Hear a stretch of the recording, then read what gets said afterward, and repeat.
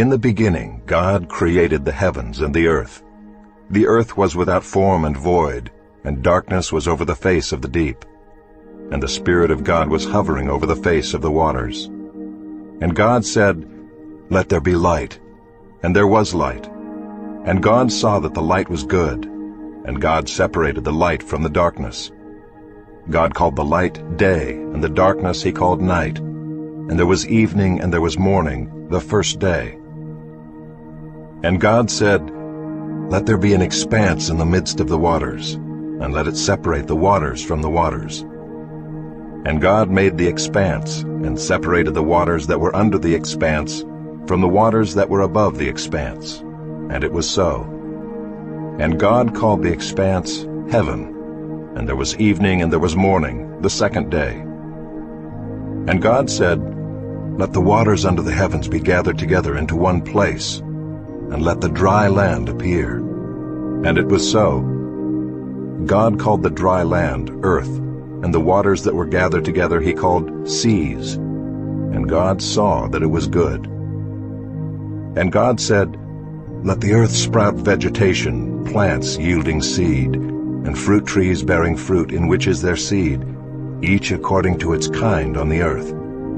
And it was so. The earth brought forth vegetation, plants yielding seed according to their own kinds, and trees bearing fruit in which is their seed, each according to its kind.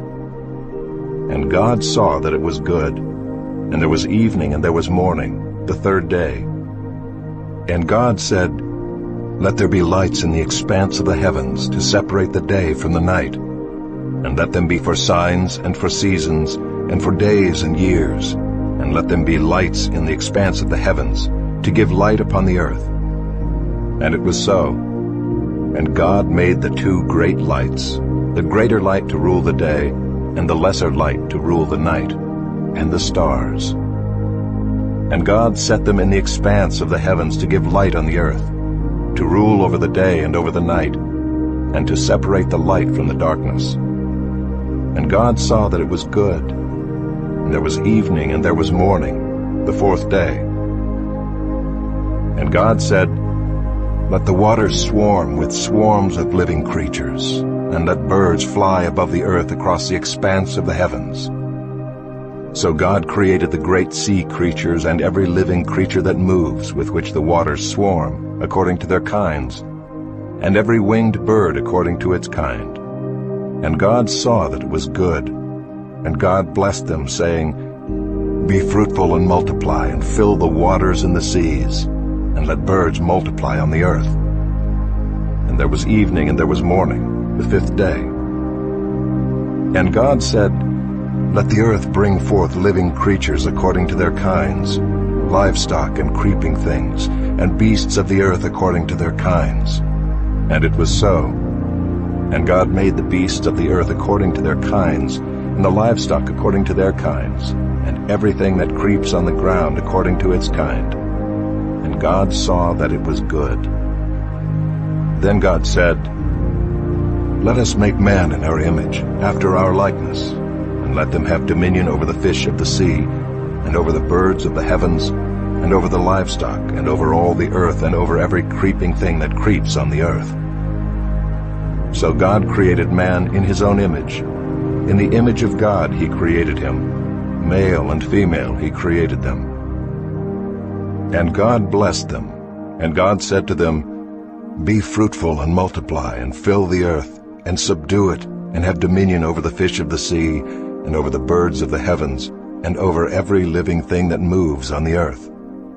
And God said, "Behold, I have given you every plant yielding seed that is on the face of all the earth, and every tree with seed in its fruit. You shall have them for food. And to every beast of the earth, and to every bird of the heavens, and to everything that creeps on the earth, everything that has the breath of life, I have given every green plant for food." And it was so. And God saw everything that he had made, and behold, it was very good. And there was evening and there was morning, the sixth day. Thus the heavens and the earth were finished, and all the host of them. And on the seventh day God finished his work that he had done, and he rested on the seventh day from all his work that he had done. So God blessed the seventh day and made it holy, because on it God rested from all his work that he had done in creation. These are the generations of the heavens and the earth when they were created, in the day that the Lord God made the earth and the heavens. When no bush of the field was yet in the land, and no small plant of the field had yet sprung up, for the Lord God had not caused it to rain on the land, and there was no man to work the ground, and a mist was going up from the land and was watering the whole face of the ground. Then the Lord God formed the man of dust from the ground, and breathed into his nostrils the breath of life, and the man became a living creature. And the Lord God planted a garden in Eden in the east, and there he put the man whom he had formed. And out of the ground the Lord God made to spring up every tree that is pleasant to the sight, and good for food. The tree of life was in the midst of the garden, and the tree of the knowledge of good and evil. A river flowed out of Eden to water the garden, and there it divided and became 4 rivers. The name of the first is the Pishon. It is the one that flowed around the whole land of Havilah, where there is gold. And the gold of that land is good, bdellium and onyx stone are there. The name of the second river is the Gihon. It is the one that flowed around the whole land of Cush. And the name of the third river is the Tigris, which flows east of Assyria. And the fourth river is the Euphrates.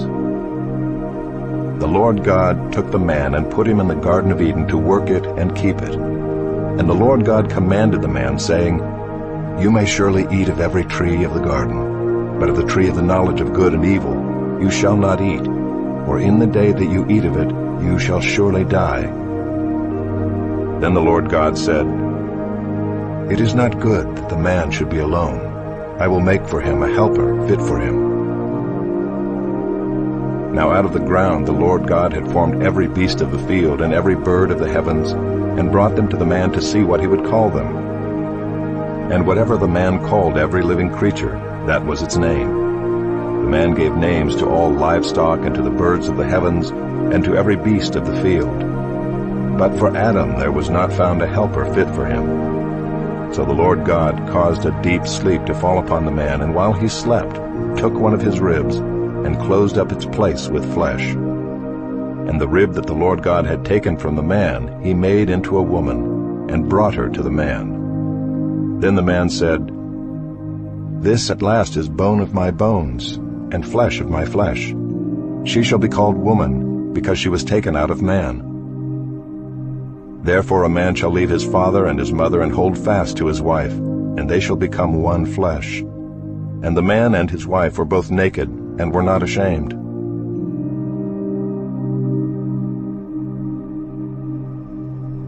Now the serpent was more crafty than any other beast of the field that the Lord God had made.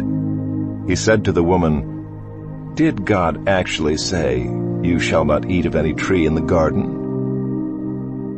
And the woman said to the serpent, We may eat of the fruit of the trees in the garden, but God said, You shall not eat of the fruit of the tree that is in the midst of the garden, neither shall you touch it, lest you die. But the serpent said to the woman, You will not surely die, for God knows that when you eat of it your eyes will be opened, and you will be like God, knowing good and evil.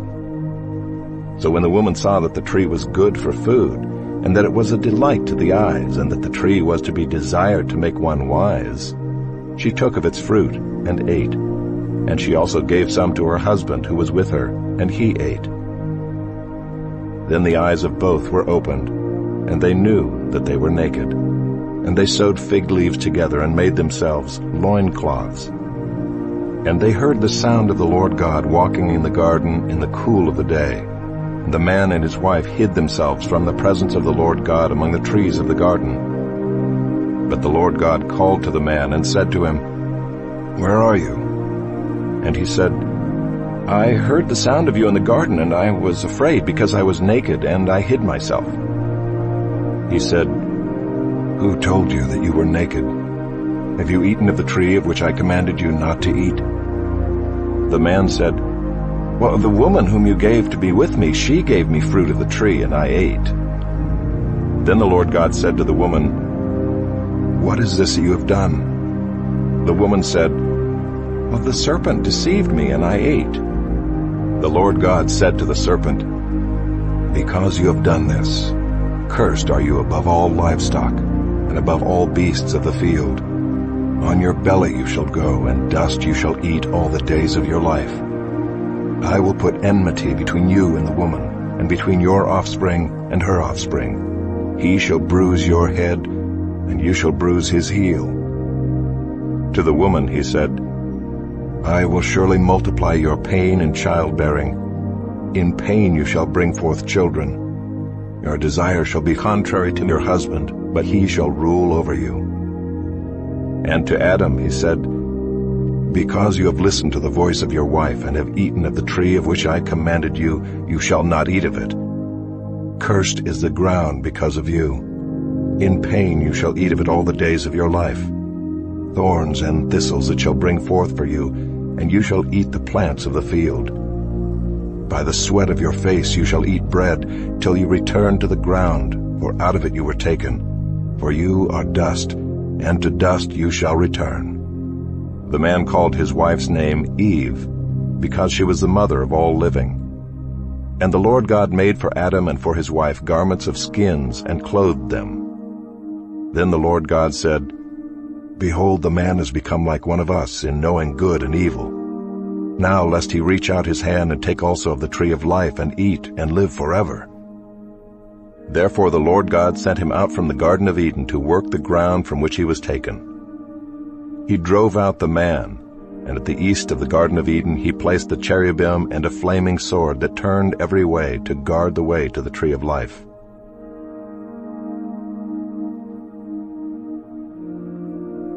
Now Adam knew Eve his wife, and she conceived and bore Cain, saying, "I have gotten a man with the help of the Lord." And again she bore his brother Abel. Now Abel was a keeper of sheep, and Cain a worker of the ground. In the course of time Cain brought to the Lord an offering of the fruit of the ground. And Abel also brought of the firstborn of his flock and of their fat portions. And the Lord had regard for Abel and his offering, but for Cain and his offering he had no regard. So Cain was very angry, and his face fell. The Lord said to Cain, "Why are you angry, and why has your face fallen? If you do well, will you not be accepted? And if you do not do well, sin is crouching at the door. Its desire is contrary to you, but you must rule over it." Cain spoke to Abel his brother, and when they were in the field, Cain rose up against his brother Abel and killed him. Then the Lord said to Cain, "Where is Abel your brother?" He said, "I do not know. Am I my brother's keeper?"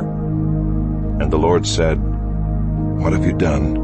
The voice of your brother's blood is crying to me from the ground. And now you are cursed from the ground, which has opened its mouth to receive your brother's blood from your hand. When you work the ground, it shall no longer yield to you its strength. You shall be a fugitive and a wanderer on the earth." Cain said to the Lord, "My punishment is greater than I can bear. Behold, you have driven me today away from the ground, and from your face I shall be hidden. I shall be a fugitive and a wanderer on the earth, and whoever finds me will kill me." Then the Lord said to him, "Not so. If anyone kills Cain, vengeance shall be taken on him sevenfold." And the Lord put a mark on Cain, lest any who found him should attack him. Then Cain went away from the presence of the Lord, and settled in the land of Nod, east of Eden. Cain knew his wife, and she conceived and bore Enoch. When he built a city, he called the name of the city after the name of his son Enoch. To Enoch was born Irad, and Irad fathered Mehujael, and Mehujael fathered Methushael, and Methushael fathered Lamech. And Lamech took 2 wives. The name of the one was Ida, and the name of the other Zillah. Ida bore Jabal. He was the father of those who dwell in tents and have livestock. His brother's name was Jubal. He was the father of all those who play the lyre and pipe. Zillah also bore Tubal-Cain. He was the forger of all instruments of bronze and iron. The sister of Tubal-Cain was Naamah. Lamech said to his wives, "Ida and Zillah, hear my voice. You wives of Lamech, listen to what I say. I have killed a man for wounding me, a young man for striking me. If Cain's revenge is sevenfold, then Lamech's is 77-fold. And Adam knew his wife again, and she bore a son, and called his name Seth. For she said, God has appointed for me another offspring instead of Abel, for Cain killed him. To Seth also a son was born, and he called his name Enosh. At that time people began to call upon the name of the Lord.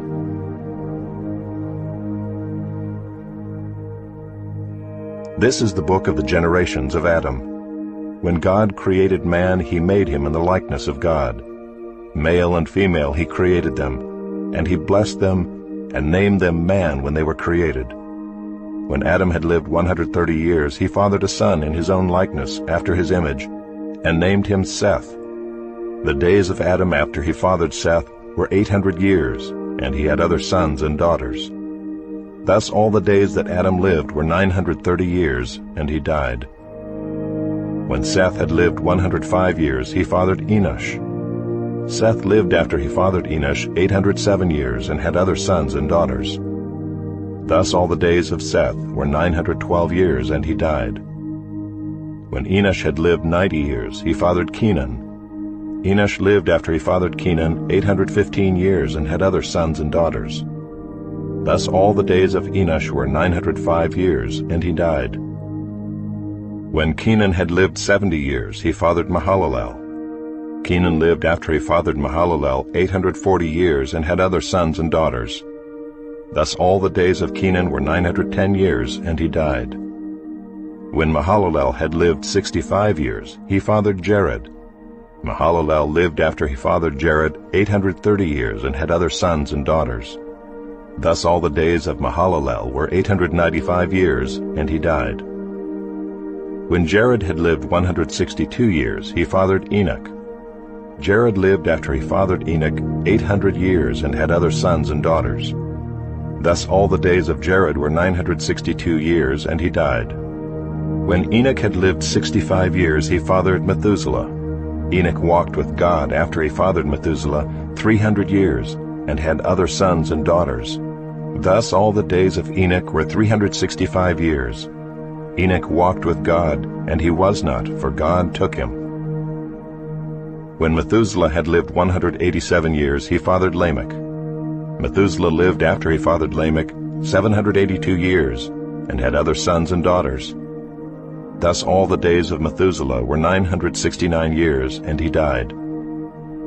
When Lamech had lived 182 years, he fathered a son, and called his name Noah, saying, Out of the ground that the Lord has cursed, this one shall bring us relief from our work, and from the painful toil of our hands. Lamech lived after he fathered Noah 595 years, and had other sons and daughters. Thus all the days of Lamech were 777 years, and he died. After Noah was 500 years old, Noah fathered Shem, Ham, and Japheth.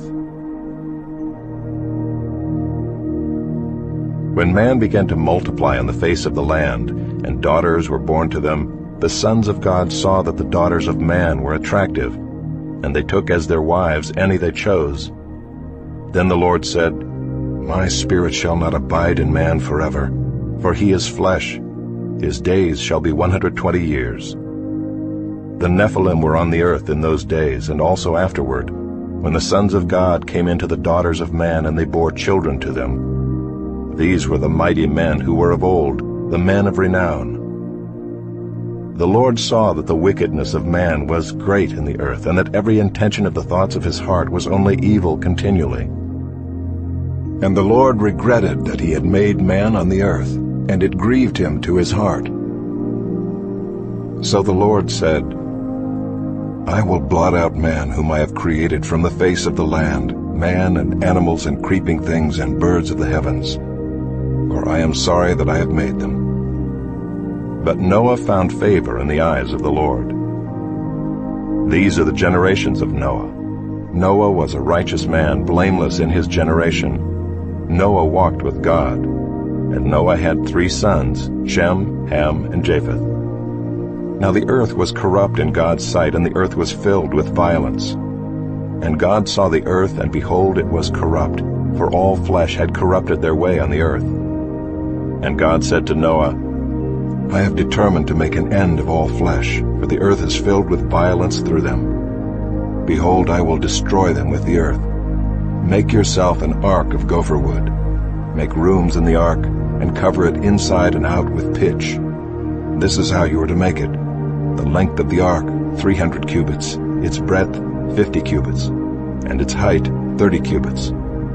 Make a roof for the ark, and finish it to a cubit above, and set the door of the ark in its side. Make it with lower, second, and third decks. For behold, I will bring a flood of waters upon the earth, to destroy all flesh in which is the breath of life under heaven. Everything that is on the earth shall die. But I will establish my covenant with you, and you shall come into the ark, you, your sons, your wife, and your sons' wives with you. And of every living thing of all flesh, you shall bring 2 of every sort into the ark to keep them alive with you. They shall be male and female. Of the birds according to their kinds, and of the animals according to their kinds, of every creeping thing of the ground according to its kind, 2 of every sort shall come into you to keep them alive. Also take with you every sort of food that is eaten, and store it up. It shall serve as food for you and for them. Noah did this. He did all that God commanded him. Then the Lord said to Noah, Go into the ark, you and all your household, for I have seen that you are righteous before me in this generation. Take with you 7 pairs of all clean animals, the male and his mate, and a pair of the animals that are not clean, the male and his mate, and 7 pairs of the birds of the heavens also, male and female, to keep their offspring alive on the face of all the earth. For in 7 days I will send rain on the earth 40 days and 40 nights, and every living thing that I have made I will blot out from the face of the ground. And Noah did all that the Lord had commanded him. Noah was 600 years old when the flood of waters came upon the earth. And Noah and his sons and his wife and his sons' wives with him went into the ark to escape the waters of the flood. Of clean animals and of animals that are not clean, and of birds and of everything that creeps on the ground, 2 and 2, male and female, went into the ark with Noah as God had commanded Noah. And after 7 days, the waters of the flood came upon the earth. In the 600th year of Noah's life, in the 2nd month, on the 17th day of the month, on that day all the fountains of the great deep burst forth, and the windows of the heavens were opened. And rain fell upon the earth 40 days and 40 nights. On the very same day Noah and his sons, Shem and Ham and Japheth, and Noah's wife and the 3 wives of his sons with them, entered the ark, they and every beast according to its kind, and all the livestock according to their kinds, and every creeping thing that creeps on the earth according to its kind, and every bird according to its kind, every winged creature. They went into the ark with Noah, 2 and 2 of all flesh in which there was the breath of life. And those that entered, male and female of all flesh, went in as God had commanded him, and the Lord shut him in. The flood continued 40 days on the earth. The waters increased and bore up the ark, and it rose high above the earth. The waters prevailed and increased greatly on the earth, and the ark floated on the face of the waters. And the waters prevailed so mightily on the earth that all the high mountains under the whole heaven were covered. The waters prevailed above the mountains, covering them 15 cubits deep. And all flesh died that moved on the earth, birds, livestock, beasts, all swarming creatures that swarm on the earth, and all mankind. Everything on the dry land in whose nostrils was the breath of life died. He blotted out every living thing that was on the face of the ground, man and animals and creeping things and birds of the heavens. They were blotted out from the earth. Only Noah was left, and those who were with him in the ark. And the waters prevailed on the earth 150 days.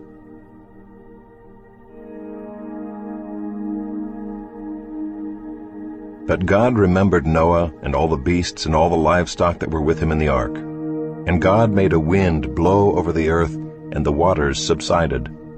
The fountains of the deep and the windows of the heavens were closed. The rain from the heavens was restrained, and the waters receded from the earth continually.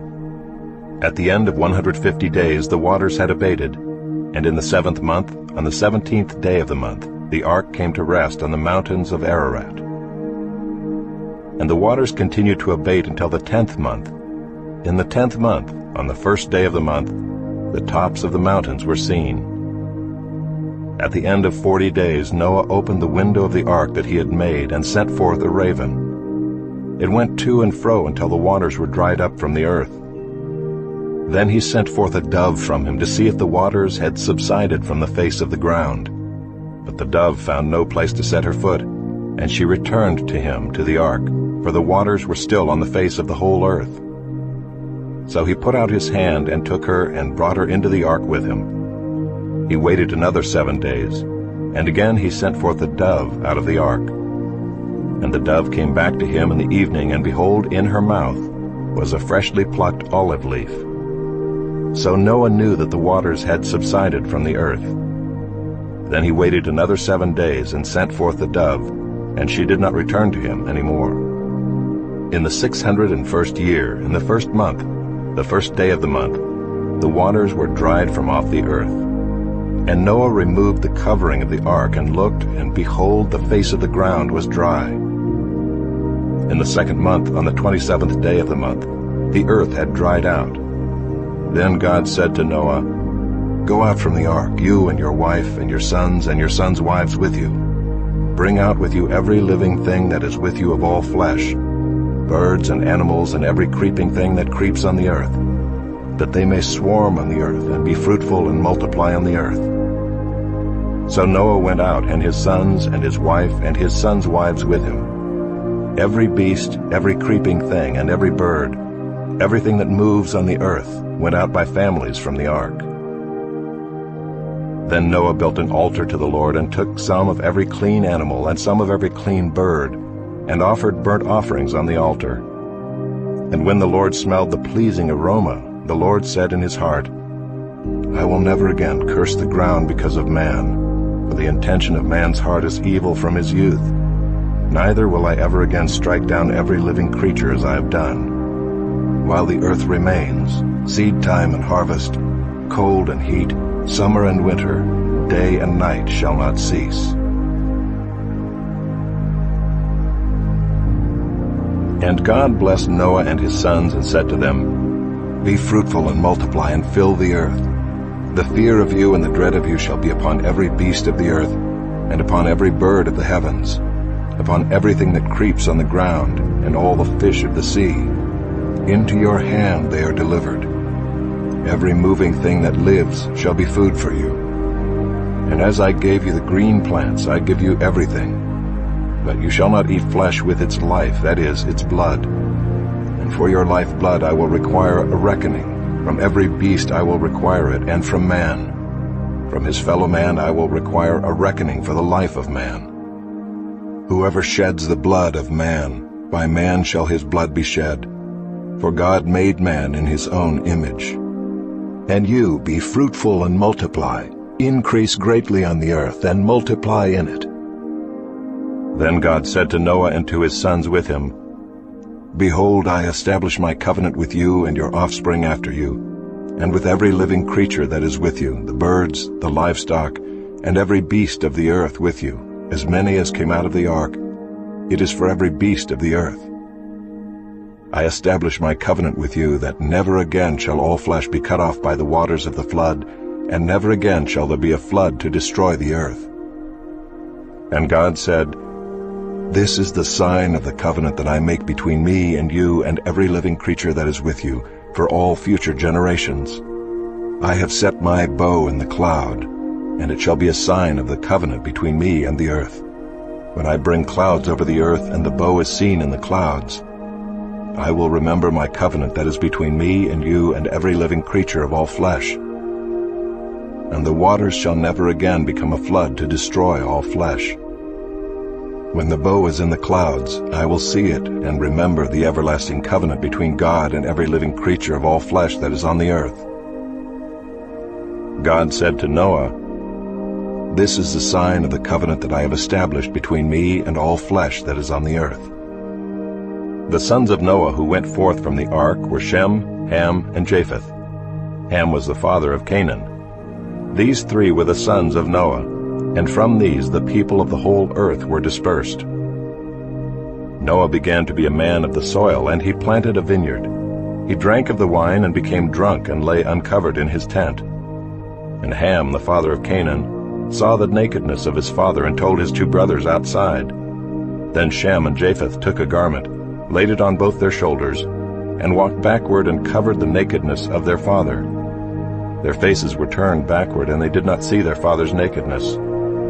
When Noah awoke from his wine and knew what his youngest son had done to him, he said, "Cursed be Canaan, a servant of servants shall he be to his brothers." He also said, "Blessed be the Lord, the God of Shem, and let Canaan be his servant. May God enlarge Japheth, and let him dwell in the tents of Shem, and let Canaan be his servant." After the flood, Noah lived 350 years. All the days of Noah were 950 years, and he died.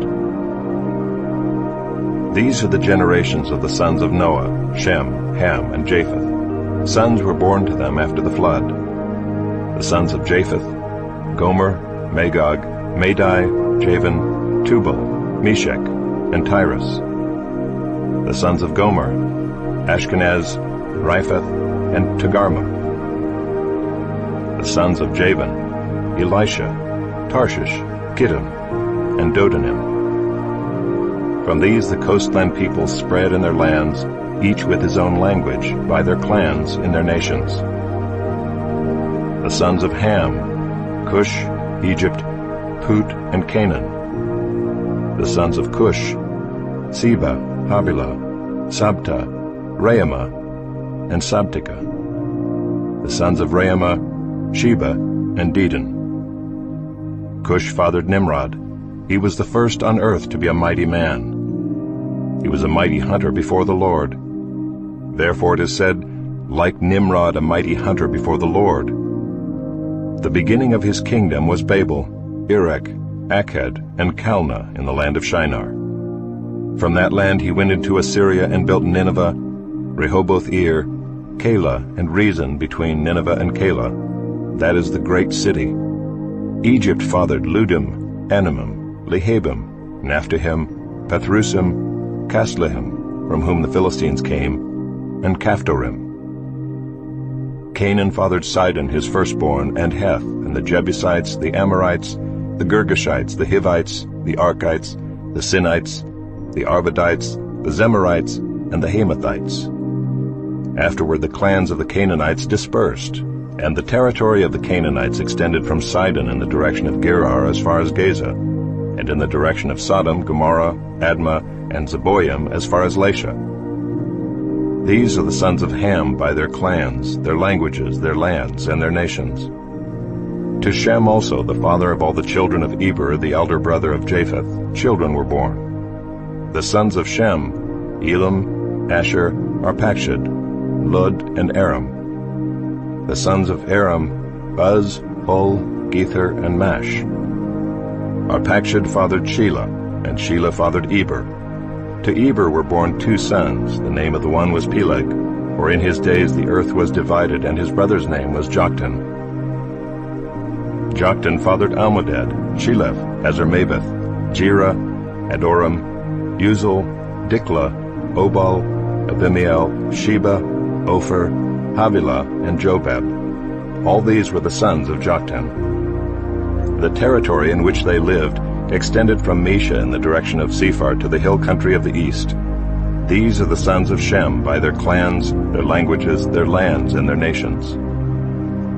These are the clans of the sons of Noah according to their genealogies, in their nations, and from these the nations spread abroad on the earth after the flood.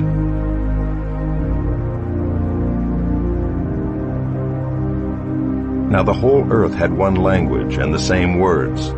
And as people migrated from the east, they found a plain in the land of Shinar and settled there. And they said to one another, "Come, let us make bricks and burn them thoroughly." And they had brick for stone and bitumen for mortar. Then they said, "Come, let us build ourselves a city and a tower with its top in the heavens, and let us make a name for ourselves, lest we be dispersed over the face of the whole earth." And the Lord came down to see the city and the tower which the children of man had built. And the Lord said, Behold, they are one people, and they have all one language, and this is only the beginning of what they will do. And nothing that they propose to do will now be impossible for them. Come, let us go down and there confuse their language, so that they may not understand one another's speech. So the Lord dispersed them from there over the face of all the earth, and they left off building the city. Therefore its name was called Babel, because there the Lord confused the language of all the earth. And from there the Lord dispersed them over the face of all the earth. These are the generations of Shem. When Shem was 100 years old, he fathered Arpachshad 2 years after the flood. And Shem lived after he fathered Arpachshad 500 years, and had other sons and daughters. When Arpachshad had lived 35 years, he fathered Shelah.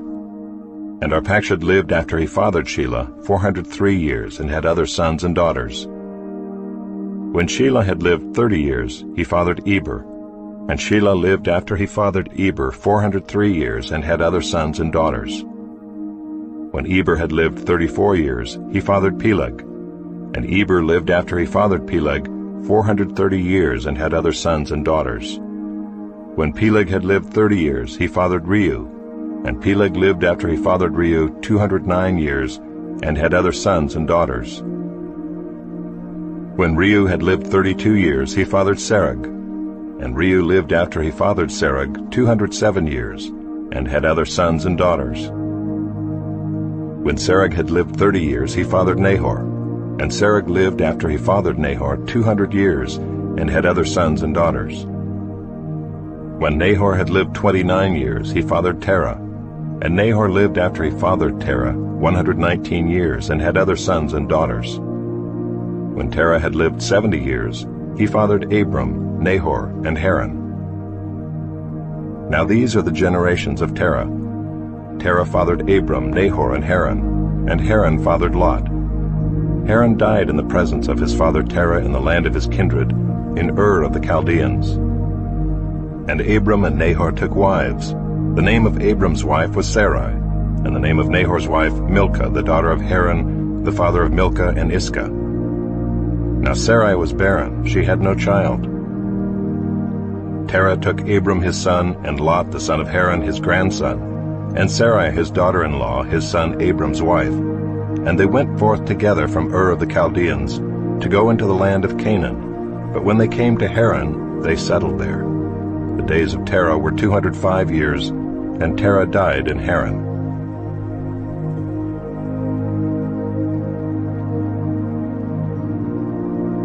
Now the Lord said to Abram, Go from your country and your kindred and your father's house to the land that I will show you, and I will make of you a great nation, and I will bless you and make your name great, so that you will be a blessing. I will bless those who bless you, and him who dishonors you I will curse. And in you all the families of the earth shall be blessed. So Abram went as the Lord had told him, and Lot went with him. Abram was 75 years old when he departed from Haran. And Abram took Sarai his wife, and Lot his brother's son, and all their possessions that they had gathered, and the people that they had acquired in Haran, and they set out to go to the land of Canaan. When they came to the land of Canaan, Abram passed through the land to the place at Shechem, to the oak of Moreh. At that time the Canaanites were in the land. Then the Lord appeared to Abram and said, To your offspring I will give this land. So he built there an altar to the Lord who had appeared to him. From there he moved to the hill country on the east of Bethel, and pitched his tent, with Bethel on the west and Ai on the east. And there he built an altar to the Lord, and called upon the name of the Lord. And Abram journeyed on, still going toward the Negeb. Now there was a famine in the land, so Abram went down to Egypt to sojourn there, for the famine was severe in the land. When he was about to enter Egypt, he said to Sarai his wife, I know that you are a woman beautiful in appearance, and when the Egyptians see you, they will say, This is his wife. Then they will kill me, but they will let you live. Say you are my sister, that it may go well with me because of you, and that my life may be spared for your sake. When Abram entered Egypt, the Egyptians saw that the woman was very beautiful. And when the princes of Pharaoh saw her, they praised her to Pharaoh. and the woman was taken into Pharaoh's house. And for her sake he dealt well with Abram. And he had sheep, oxen, male donkeys, male servants, female donkeys, and camels.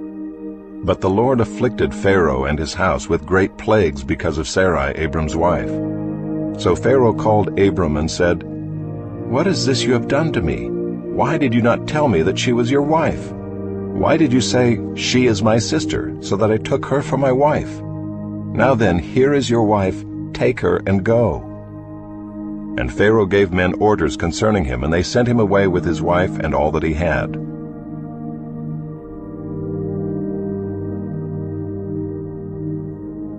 So Abram went up from Egypt, he and his wife and all that he had, and Lot with him, into the Negeb. Now Abram was very rich in livestock, in silver, and in gold.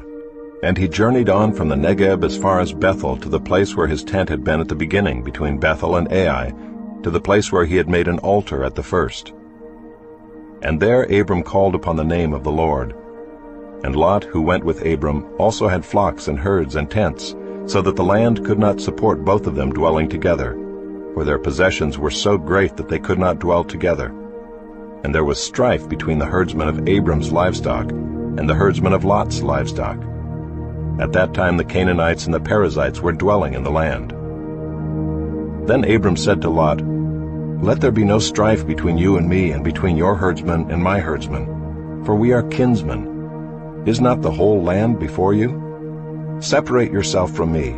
If you take the left hand, then I will go to the right, or if you take the right hand, then I will go to the left."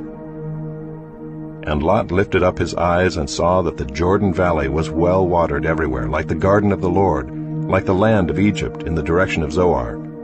This was before the Lord destroyed Sodom and Gomorrah.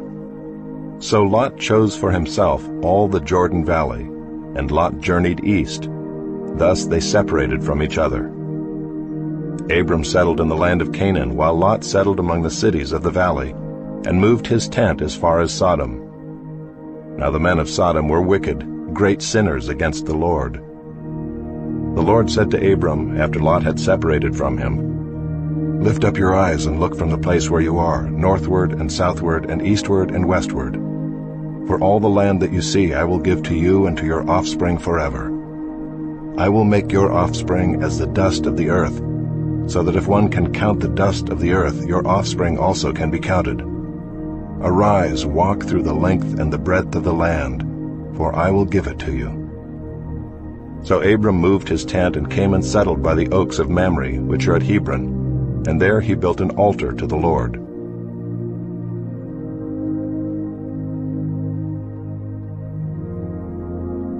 In the days of Amraphel king of Shinar, Arioch king of Elasar, Chedorlaomer king of Elam, and Tidal king of Goyim, these kings made war with Bera king of Sodom, Birsha king of Gomorrah, Shinab king of Admah, Shemeber king of Zeboim, and the king of Bela, that is Zoar. And all these joined forces in the valley of Siddim, that is, the Salt Sea. 12 years they had served Chedorlaomer, but in the 13th year they rebelled. In the 14th year, Chedorlaomer and the kings who were with him came and defeated the Rephaim in Ashtaroth-Karnaim, the Zuzim in Ham, the Emim in Sheva-Kiriathaim, and the Horites in their hill country of Seir as far as El-Paran on the border of the wilderness.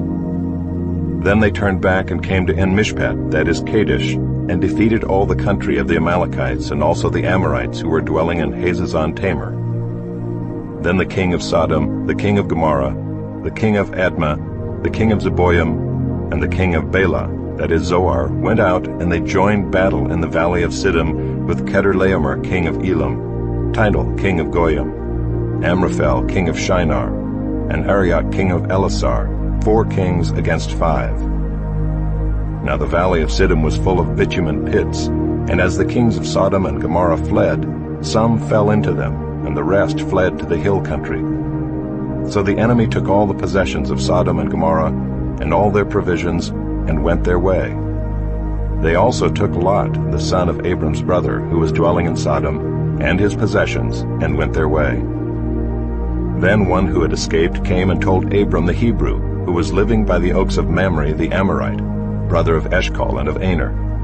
These were allies of Abram. When Abram heard that his kinsmen had been taken captive, he led forth his trained men born in his house, 318 of them, and went in pursuit as far as Dan.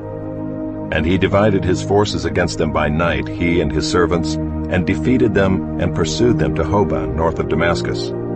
Then he brought back all the possessions, and also brought back his kinsman Lot with his possessions, and the women and the people. After his return from the defeat of Chedorlaomer and the kings who were with him, the king of Sodom went out to meet him at the valley of Shaveh, that is, the king's valley. And Melchizedek, king of Salem, brought out bread and wine. He was priest of God Most High. And he blessed him and said, Blessed be Abram by God Most High, possessor of heaven and earth. And blessed be God Most High, who has delivered your enemies into your hand. And Abram gave him a tenth of everything. And the king of Sodom said to Abram, Give me the persons, but take the goods for yourself.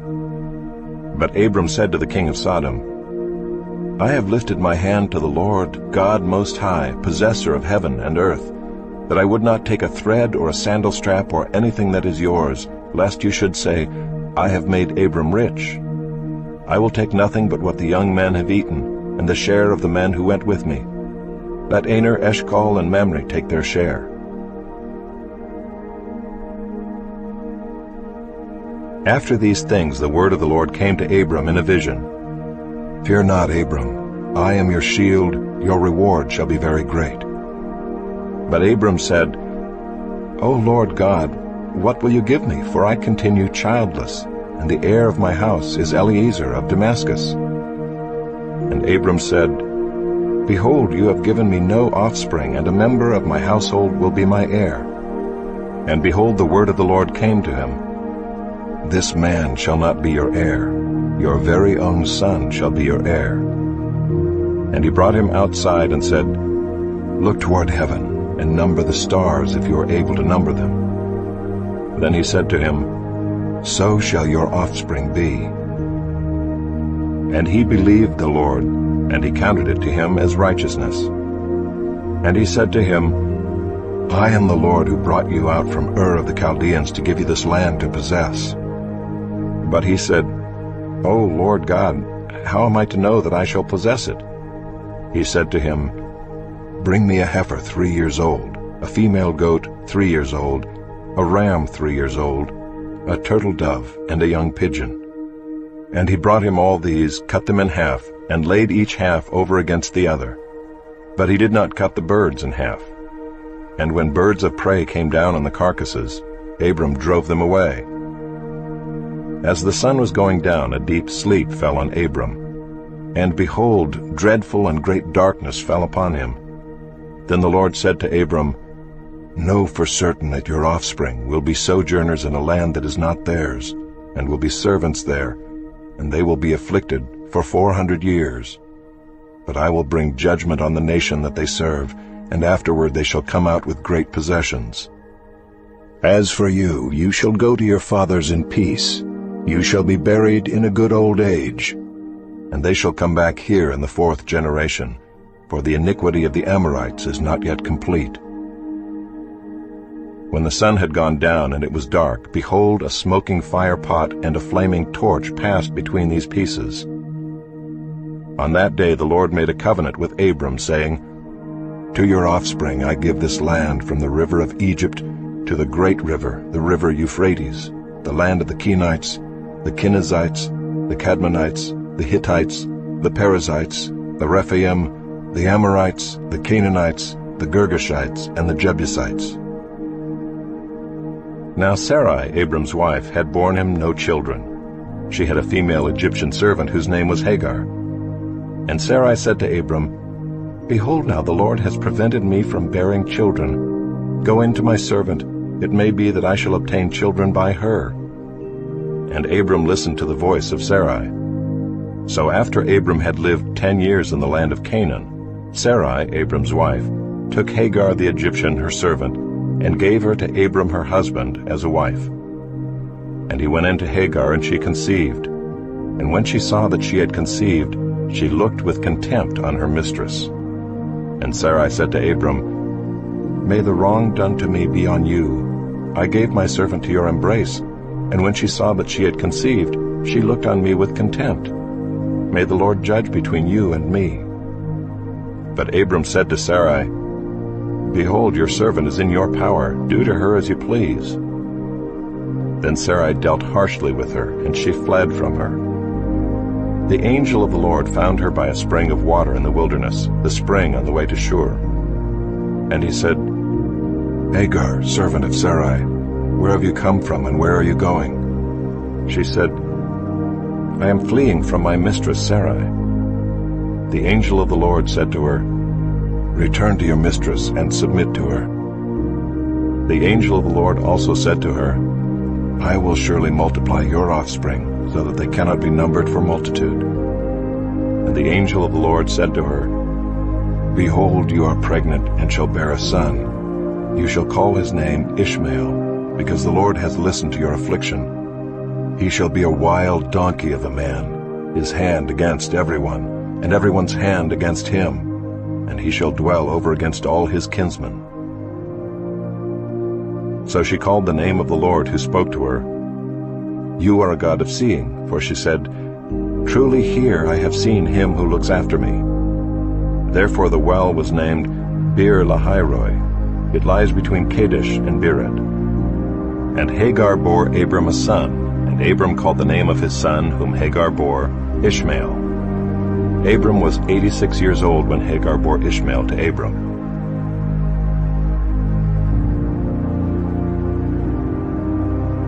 When Abram was 99 years old, the Lord appeared to Abram and said to him, "I am God Almighty. Walk before me and be blameless, that I may make my covenant between me and you, and may multiply you greatly." Then Abram fell on his face, and God said to him, "Behold, my covenant is with you, and you shall be the father of a multitude of nations. No longer shall your name be called Abram, but your name shall be Abraham, for I have made you the father of a multitude of nations. I will make you exceedingly fruitful, and I will make you into nations, and kings shall come from you. And I will establish my covenant between me and you and your offspring after you throughout their generations, for an everlasting covenant, to be God to you and to your offspring after you. And I will give to you and to your offspring after you the land of your sojournings, all the land of Canaan, for an everlasting possession, and I will be their God." And God said to Abraham, "As for you, you shall keep my covenant, you and your offspring after you throughout their generations. This is my covenant, which you shall keep between me and you and your offspring after you. Every male among you shall be circumcised. You shall be circumcised in the flesh of your foreskins, and it shall be a sign of the covenant between me and you. He who is 8 days old among you shall be circumcised. Every male throughout your generations, whether born in your house or bought with your money from any foreigner who is not of your offspring, both he who is born in your house and he who is bought with your money shall surely be circumcised. So shall my covenant be in your flesh, an everlasting covenant. Any uncircumcised male who is not circumcised in the flesh of his foreskin shall be cut off from his people. He has broken my covenant." And God said to Abraham, "As for Sarai your wife, you shall not call her name Sarai, but Sarah shall be her name. I will bless her, and moreover I will give you a son by her. I will bless her, and she shall become nations. Kings of peoples shall come from her." Then Abraham fell on his face and laughed, and said to himself, "Shall a child be born to a man who is 100 years old? Shall Sarah, who is 90 years old, bear a child?" And Abraham said to God, "Oh, that Ishmael might live before you." God said, "No, but Sarah your wife shall bear you a son, and you shall call his name Isaac. I will establish my covenant with him as an everlasting covenant for his offspring after him. As for Ishmael, I have heard you. Behold, I have blessed him, and will make him fruitful and multiply him greatly. He shall father 12 princes, and I will make him into a great nation. But I will establish my covenant with Isaac, whom Sarah shall bear to you at this time next year." When he had finished talking with him, God went up from Abraham. Then Abraham took Ishmael his son and all those born in his house or bought with his money, every male among the men of Abraham's house, and he circumcised the flesh of their foreskins that very day, as God had said to him. Abraham was 99 years old when he was circumcised in the flesh of his foreskin, and Ishmael his son was 13 years old when he was circumcised in the flesh of his foreskin. That very day Abraham and his son Ishmael were circumcised. And all the men of his house, those born in the house and those bought with money from a foreigner, were circumcised with him.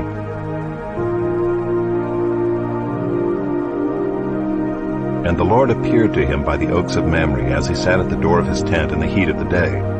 He lifted up his eyes and looked, and behold, 3 men were standing in front of him. When he saw them, he ran from the tent door to meet them and bowed himself to the earth and said, O Lord, if I have found favor in your sight, do not pass by your servant. Let a little water be brought, and wash your feet, and rest yourselves under the tree, while I bring a morsel of bread, that you may refresh yourselves, and after that you may pass on, since you have come to your servant. So they said, Do as you have said. And Abraham went quickly into the tent to Sarah and said, Quick, 3 seahs of fine flour, knead it and make cakes. And Abraham ran to the herd and took a calf, tender and good, and gave it to a young man, who prepared it quickly. Then he took curds and milk and the calf that he had prepared, and set it before them. And he stood by them under the tree while they ate. They said to him, Where is Sarah your wife? And he said, She is in the tent. The Lord said, I will surely return to you about this time next year, and Sarah your wife shall have a son. And Sarah was listening at the tent door behind him. Now Abraham and Sarah were old, advanced in years. The way of women had ceased to be with Sarah. So Sarah laughed to herself, saying, After I am worn out, and my Lord is old, shall I have pleasure? The Lord said to Abraham, Why did Sarah laugh and say, Shall I indeed bear a child now that I am old? Is anything too hard for the Lord? At the appointed time I will return to you about this time next year, and Sarah shall have a son. But Sarah denied it, saying, I did not laugh, for she was afraid. He said, No, but you did laugh. Then the men set out from there, and they looked down toward Sodom, and Abraham went with them to set them on their way. The Lord said, Shall I hide from Abraham what I am about to do, seeing that Abraham shall surely become a great and mighty nation, and all the nations of the earth shall be blessed in him? For I have chosen him, that he may command his children and his household after him, to keep the way of the Lord by doing righteousness and justice, so that the Lord may bring to Abraham what he has promised him. Then the Lord said, Because the outcry against Sodom and Gomorrah is great, and their sin is very grave, I will go down to see whether they have done altogether according to the outcry that has come to me. And if not, I will know. So the men turned from there and went toward Sodom. But Abraham still stood before the Lord. Then Abraham drew near and said, Will you indeed sweep away the righteous with the wicked? Suppose there are 50 righteous within the city. Will you then sweep away the place and not spare it for the 50 righteous who are in it? Far be it from you to do such a thing, to put the righteous to death with the wicked, so that the righteous fare as the wicked. Far be that from you. Shall not the judge of all the earth do what is just? And the Lord said, If I find at Sodom 50 righteous in the city, I will spare the whole place for their sake. Abraham answered and said, Behold, I have undertaken to speak to the Lord, I who am but dust and ashes. Suppose 5 of the 50 righteous are lacking. Will you destroy the whole city for lack of 5? And he said, I will not destroy it if I find 45 there. Again he spoke to him and said, Suppose 40 are found there. He answered, For the sake of 40 I will not do it. Then he said, Oh, let not the Lord be angry, and I will speak. Suppose 30 are found there. He answered, I will not do it if I find 30 there. He said, Behold, I have undertaken to speak to the Lord. "Suppose 20 are found there." He answered, "For the sake of 20 I will not destroy it." Then he said, "Oh, let not the Lord be angry, and I will speak again, but this once. Suppose 10 are found there." He answered, "For the sake of 10 I will not destroy it." And the Lord went his way when he had finished speaking to Abraham, and Abraham returned to his place.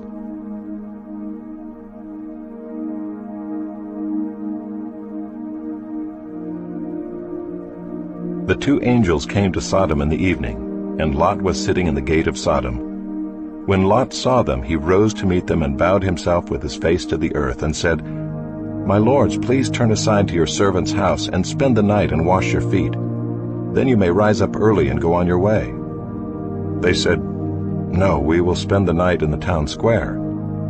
But he pressed them strongly, so they turned aside to him and entered his house. And he made them a feast and baked unleavened bread, and they ate. But before they lay down, the men of the city, the men of Sodom, both young and old, all the people to the last man, surrounded the house. And they called to Lot, "Where are the men who came to you tonight? Bring them out to us, that we may know them." Lot went out to the men at the entrance, shut the door after him, and said, "I beg you, my brothers, do not act so wickedly. Behold, I have 2 daughters who have not known any man. Let me bring them out to you, and do to them as you please. Only do nothing to these men, for they have come under the shelter of my roof." But they said, "Stand back." And they said, "This fellow came to sojourn, and he has become the judge. Now we will deal worse with you than with them." Then they pressed hard against the man Lot and drew near to break the door down. But the men reached out their hands and brought Lot into the house with them and shut the door.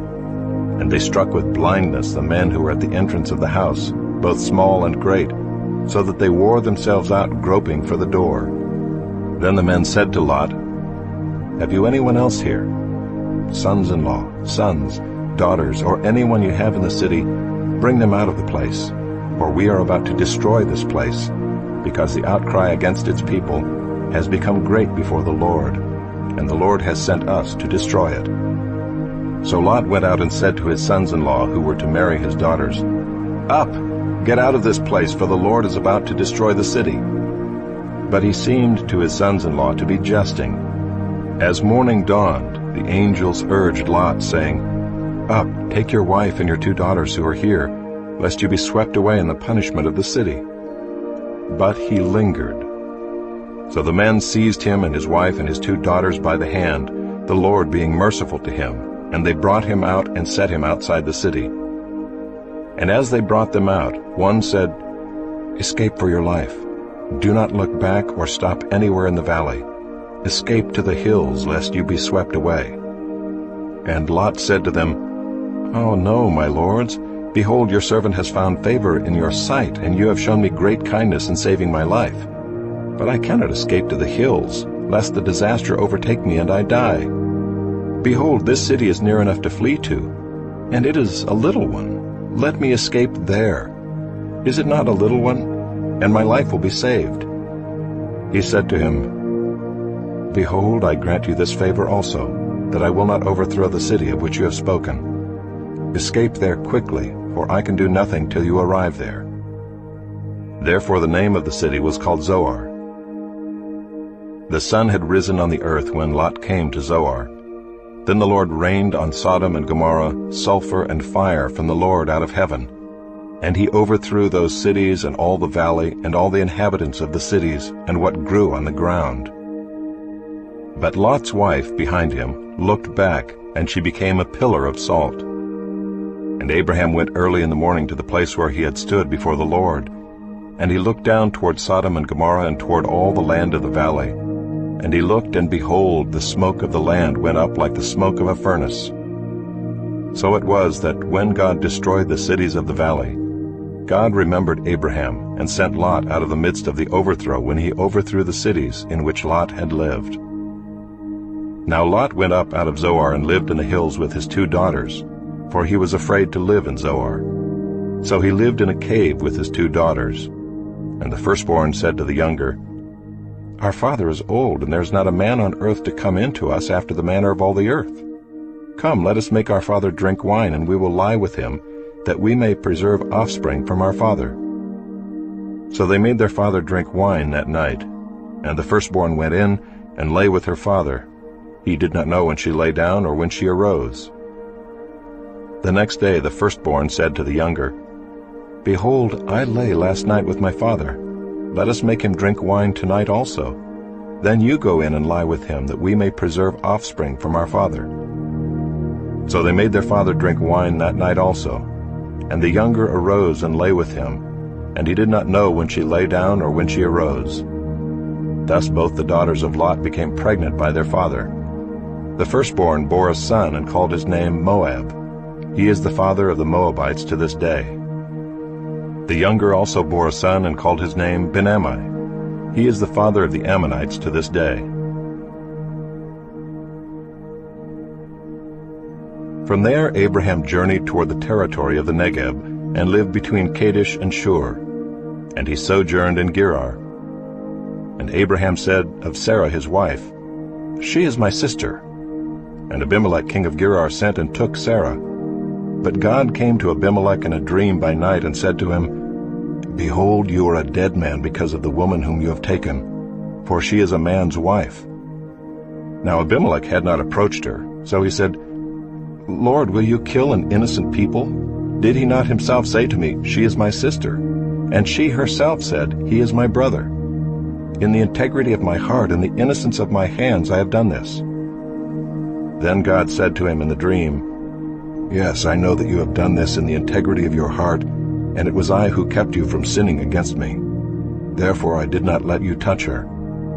Now then, return the man's wife, for he is a prophet, so that he will pray for you, and you shall live. But if you do not return her, know that you shall surely die, you and all who are yours." So Abimelech rose early in the morning and called all his servants and told them all these things. And the men were very much afraid. Then Abimelech called Abraham and said to him, "What have you done to us? And how have I sinned against you, that you have brought on me and my kingdom a great sin? You have done to me things that ought not to be done." And Abimelech said to Abraham, "What did you see that you did this thing?" Abraham said, "I did it because I thought, there is no fear of God at all in this place, and they will kill me because of my wife. Besides, she is indeed my sister, the daughter of my father, though not the daughter of my mother, and she became my wife. And when God caused me to wander from my father's house, I said to her, 'This is the kindness you must do me. At every place to which we come, say of me, He is my brother.'" Then Abimelech took sheep and oxen and male servants and female servants, and gave them to Abraham, and returned Sarah his wife to him. And Abimelech said, "Behold, my land is before you. Dwell where it pleases you." To Sarah he said, "Behold, I have given your brother 1,000 pieces of silver. It is a sign of your innocence in the eyes of all who are with you, and before everyone you are vindicated." Then Abraham prayed to God, and God healed Abimelech, and also healed his wife and female slaves, so that they bore children. For the Lord had closed all the wombs of the house of Abimelech because of Sarah, Abraham's wife.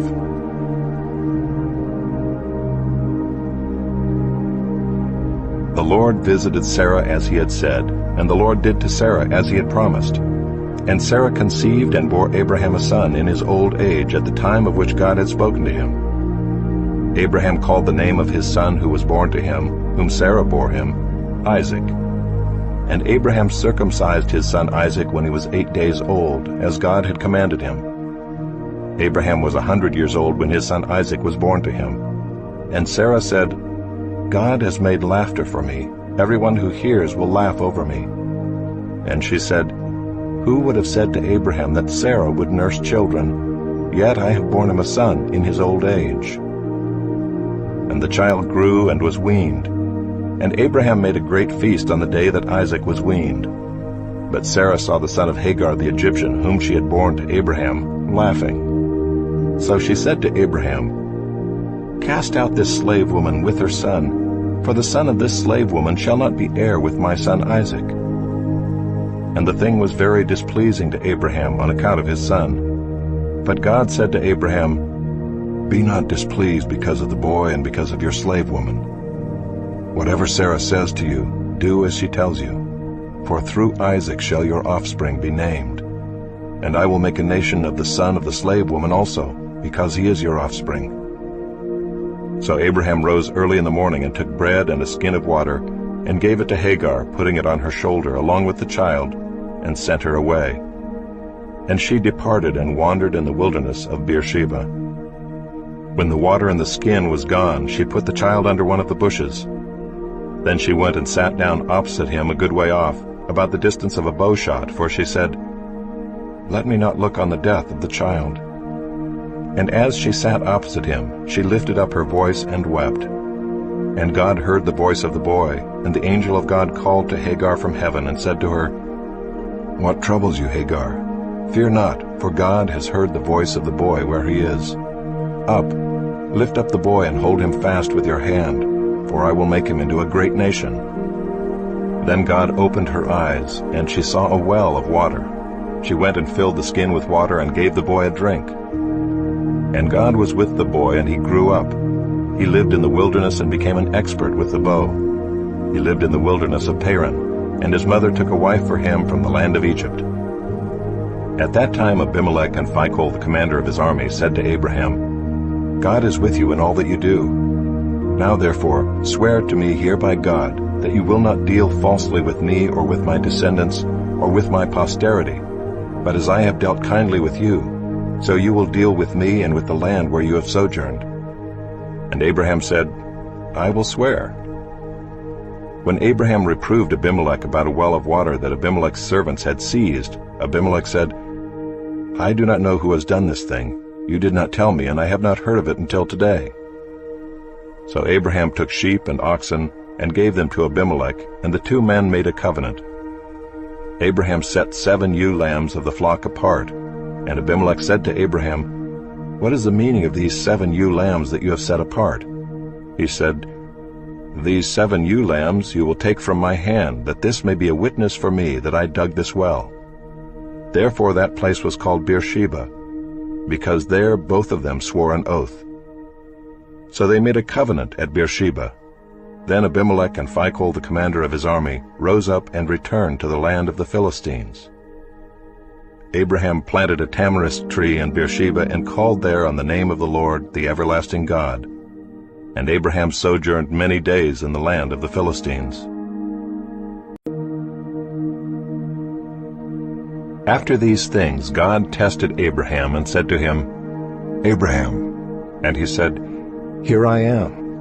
He said, "Take your son, your only son Isaac, whom you love, and go to the land of Moriah, and offer him there as a burnt offering on one of the mountains of which I shall tell you." So Abraham rose early in the morning, saddled his donkey, and took 2 of his young men with him and his son Isaac. And he cut the wood for the burnt offering, and arose and went to the place of which God had told him. On the 3rd day Abraham lifted up his eyes and saw the place from afar. Then Abraham said to his young men, "Stay here with the donkey. I and the boy will go over there and worship and come again to you." And Abraham took the wood of the burnt offering and laid it on Isaac his son. And he took in his hand the fire and the knife. So they went both of them together. And Isaac said to his father Abraham, "My father." And he said, "Here I am, my son." He said, "Behold the fire and the wood, but where is the lamb for a burnt offering?" Abraham said, "God will provide for himself the lamb for a burnt offering, my son." So they went both of them together. When they came to the place of which God had told him, Abraham built the altar there, and laid the wood in order, and bound Isaac his son, and laid him on the altar on top of the wood. Then Abraham reached out his hand, and took the knife to slaughter his son. But the angel of the Lord called to him from heaven and said, "Abraham, Abraham." And he said, "Here I am." He said, "Do not lay your hand on the boy or do anything to him, for now I know that you fear God, seeing you have not withheld your son, your only son, from me." And Abraham lifted up his eyes and looked, and behold, behind him was a ram, caught in a thicket by his horns. And Abraham went and took the ram and offered it up as a burnt offering instead of his son. So Abraham called the name of that place, "The Lord will provide." As it is said to this day, "On the mount of the Lord it shall be provided." And the angel of the Lord called to Abraham a second time from heaven and said, "By myself I have sworn, declares the Lord, because you have done this and have not withheld your son, your only son, I will surely bless you, and I will surely multiply your offspring as the stars of heaven and as the sand that is on the seashore. And your offspring shall possess the gate of his enemies, and in your offspring shall all the nations of the earth be blessed, because you have obeyed my voice." So Abraham returned to his young men, and they arose and went together to Beersheba.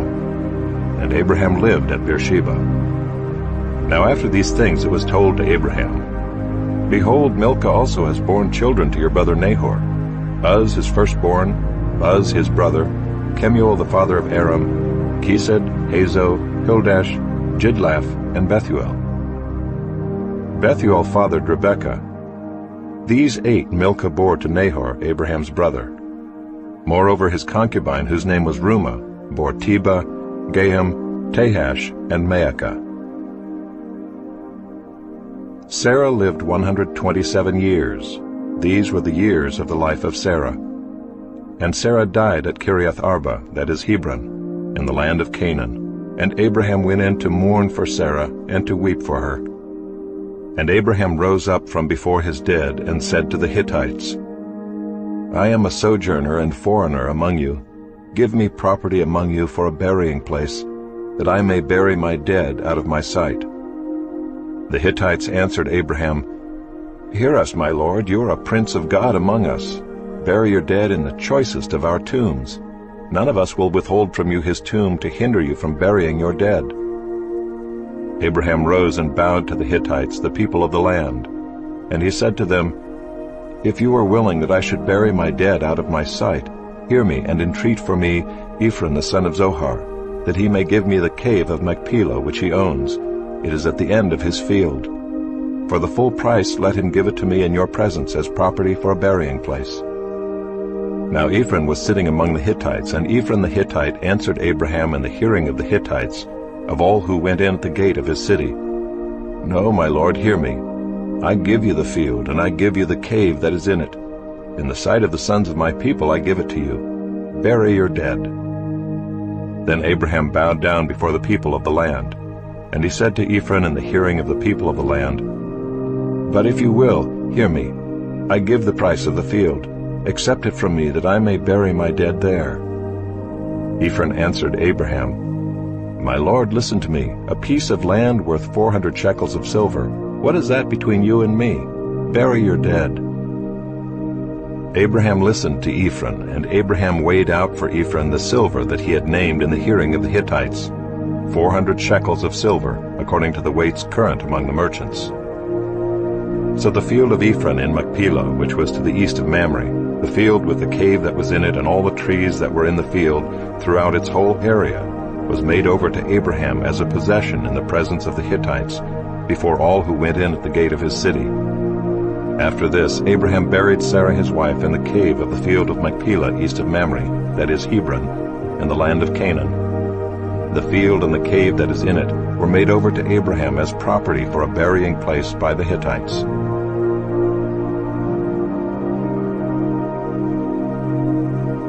Now Abraham was old, well advanced in years, and the Lord had blessed Abraham in all things. And Abraham said to his servant, the oldest of his household, who had charge of all that he had, "Put your hand under my thigh, that I may make you swear by the Lord, the God of heaven and God of the earth, that you will not take a wife for my son from the daughters of the Canaanites among whom I dwell, but will go to my country and to my kindred, and take a wife for my son Isaac." The servant said to him, "Perhaps the woman may not be willing to follow me to this land. Must I then take your son back to the land from which you came?" Abraham said to him, "See to it that you do not take my son back there. The Lord, the God of heaven, who took me from my father's house and from the land of my kindred, and who spoke to me and swore to me, 'To your offspring I will give this land,' He will send his angel before you, and you shall take a wife for my son from there. But if the woman is not willing to follow you, then you will be free from this oath of mine. Only you must not take my son back there." So the servant put his hand under the thigh of Abraham his master, and swore to him concerning this matter. Then the servant took 10 of his master's camels and departed, taking all sorts of choice gifts from his master, and he arose and went to Mesopotamia, to the city of Nahor. And he made the camels kneel down outside the city by the well of water at the time of evening, the time when women go out to draw water. And he said, "O Lord, God of my master Abraham, please grant me success today, and show steadfast love to my master Abraham. Behold, I am standing by the spring of water, and the daughters of the men of the city are coming out to draw water. Let the young woman to whom I shall say, 'Please let down your jar that I may drink,' and who shall say, 'Drink, and I will water your camels,' let her be the one whom you have appointed for your servant Isaac. By this I shall know that you have shown steadfast love to my master." Before he had finished speaking, behold, Rebekah, who was born to Bethuel the son of Milcah, the wife of Nahor, Abraham's brother, came out with her water jar on her shoulder. The young woman was very attractive in appearance, a maiden whom no man had known. She went down to the spring and filled her jar and came up. Then the servant ran to meet her and said, "Please give me a little water to drink from your jar." She said, "Drink, my lord." And she quickly let down her jar upon her hand and gave him a drink. When she had finished giving him a drink, she said, "I will draw water for your camels also until they have finished drinking." So she quickly emptied her jar into the trough and ran again to the well to draw water, and she drew for all his camels. The man gazed at her in silence to learn whether the Lord had prospered his journey or not. When the camels had finished drinking, the man took a gold ring weighing 1/2 shekel and 2 bracelets for her arms weighing 10 gold shekels, and said, "Please tell me whose daughter you are. Is there room in your father's house for us to spend the night?" She said to him, "I am the daughter of Bethuel the son of Milcah, whom she bore to Nahor."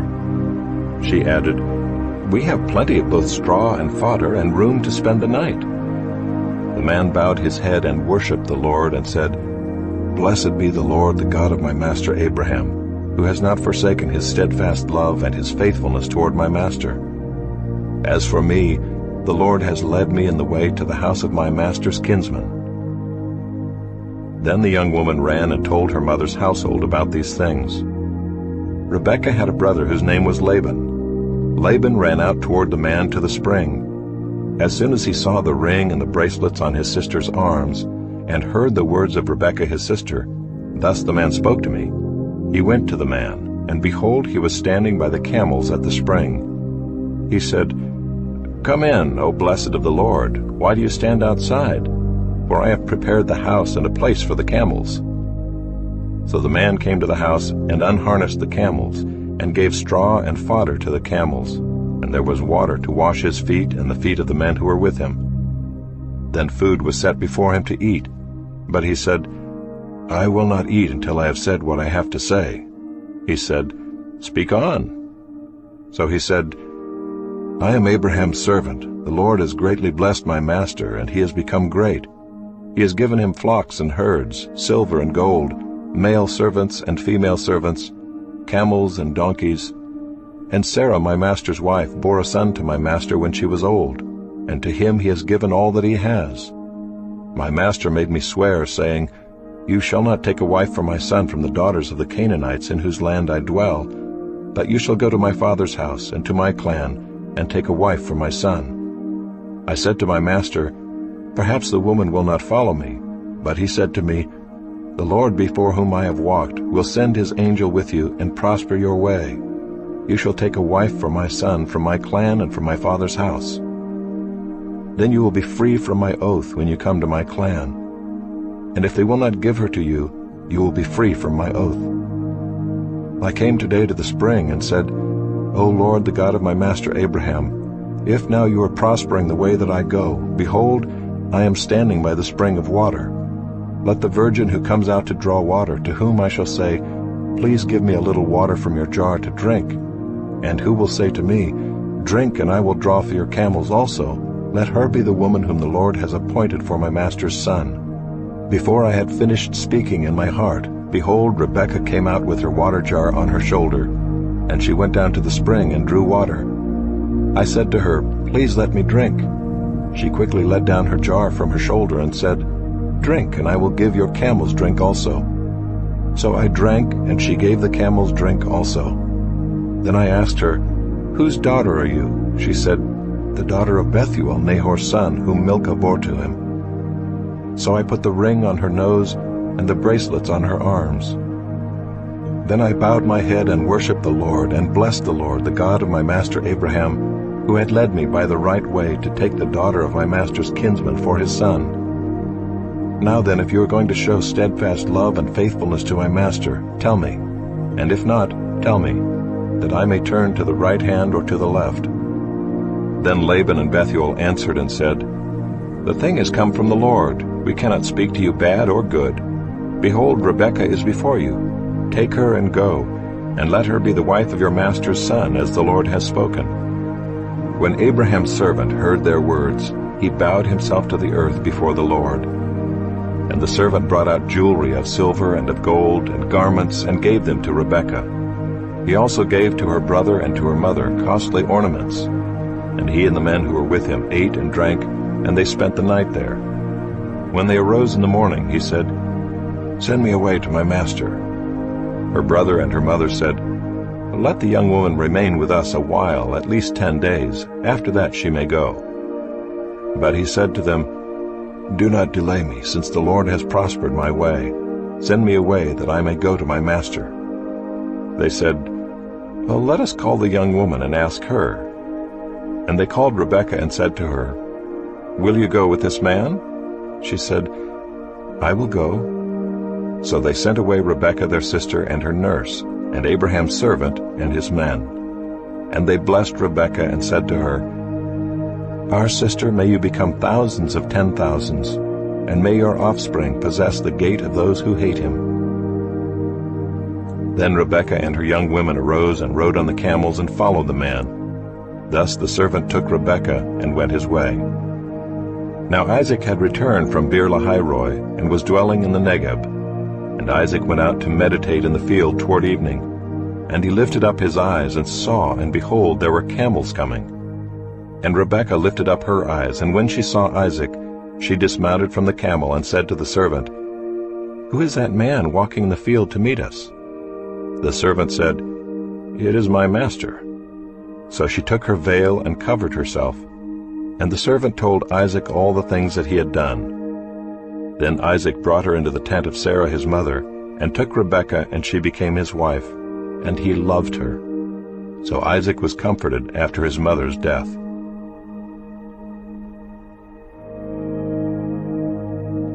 Abraham took another wife, whose name was Keturah. She bore him Zimram, Jokshan, Medan, Midian, Ishbak, and Shua. Jokshan fathered Sheba and Dedan. The sons of Dedan were Ashuram, Letushim, and Leumim. The sons of Midian were Ephah, Epher, Enoch, Abida, and Eldaah. All these were the children of Keturah. Abraham gave all he had to Isaac. But to the sons of his concubines Abraham gave gifts, and while he was still living he sent them away from his son Isaac eastward to the east country. These are the days of the years of Abraham's life, 175 years. Abraham breathed his last and died in a good old age, an old man and full of years, and was gathered to his people. Isaac and Ishmael his sons buried him in the cave of Machpelah in the field of Ephron the son of Zohar the Hittite, east of Mamre, the field that Abraham purchased from the Hittites. There Abraham was buried with Sarah his wife.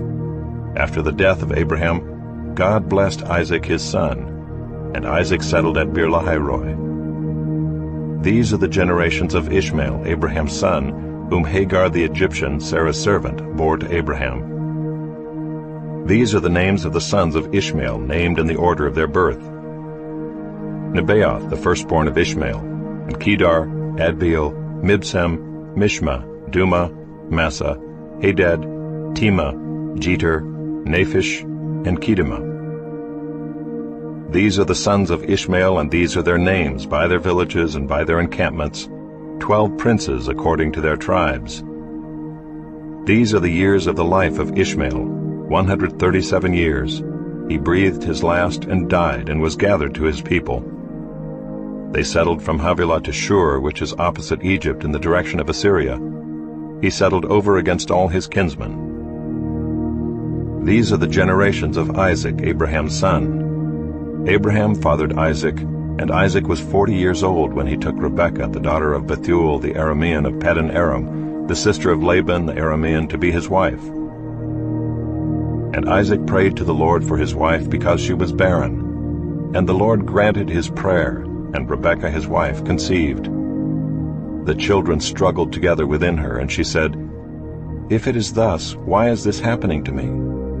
So she went to inquire of the Lord, and the Lord said to her, "2 nations are in your womb, and 2 peoples from within you shall be divided. The one shall be stronger than the other. The older shall serve the younger." When her days to give birth were completed, behold, there were twins in her womb. The first came out red, all his body like a hairy cloak, so they called his name Esau. Afterward his brother came out with his hand holding Esau's heel, so his name was called Jacob. Isaac was 60 years old when she bore them. When the boys grew up, Esau was a skillful hunter, a man of the field, while Jacob was a quiet man, dwelling in tents. Isaac loved Esau because he ate of his game, but Rebekah loved Jacob. Once when Jacob was cooking stew, Esau came in from the field, and he was exhausted. And Esau said to Jacob, "Let me eat some of that red stew, for I'm exhausted." Therefore his name was called Edom. Jacob said, "Sell me your birthright now." Esau said, "I'm about to die. Of what use is a birthright to me?" Jacob said, "Swear to me now." So he swore to him and sold his birthright to Jacob. Then Jacob gave Esau bread and lentil stew, and he ate and drank and rose and went his way. Thus Esau despised his birthright.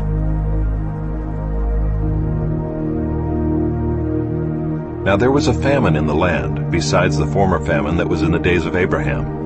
And Isaac went to Gerar, to Abimelech king of the Philistines.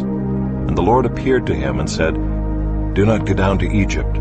Dwell in the land of which I shall tell you. Sojourn in this land, and I will be with you and will bless you. For to you and to your offspring I will give all these lands, and I will establish the oath that I swore to Abraham your father.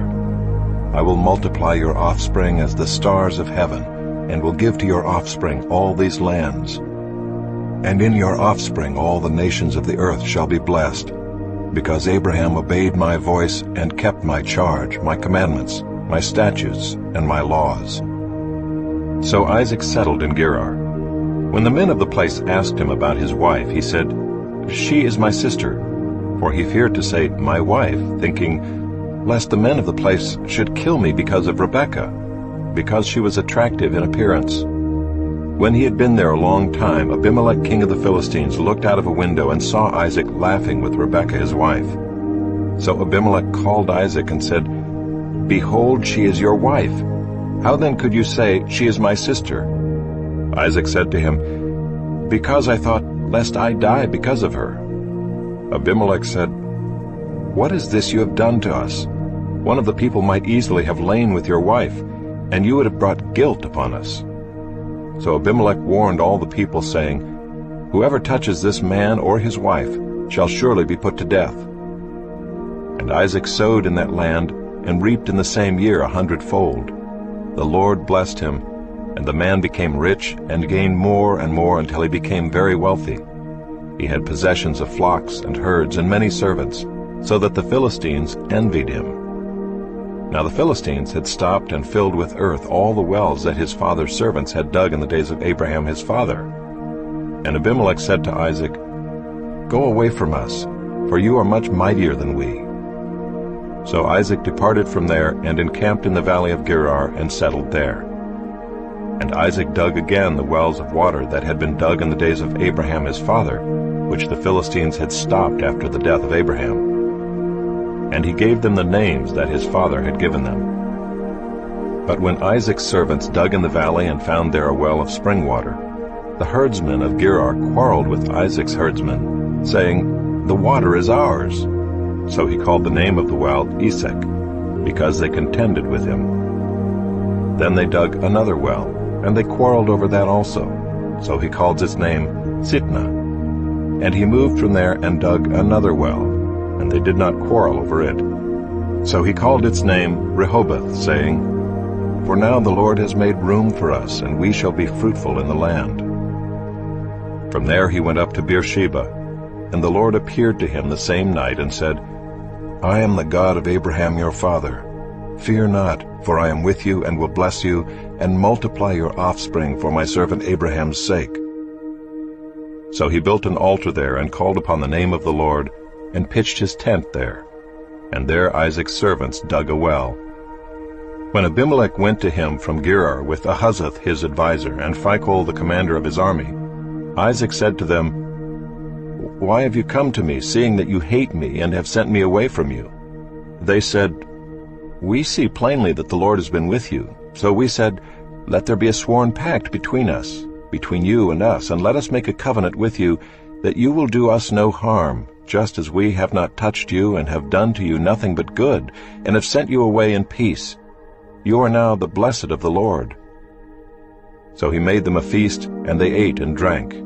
In the morning they rose early and exchanged oaths. And Isaac sent them on their way, and they departed from him in peace. That same day Isaac's servants came and told him about the well that they had dug, and said to him, "We have found water." He called it Shibah. Therefore the name of the city is Beersheba to this day. When Esau was 40 years old, he took Judith the daughter of Beeri the Hittite to be his wife, and Basemath the daughter of Elon the Hittite, and they made life bitter for Isaac and Rebekah.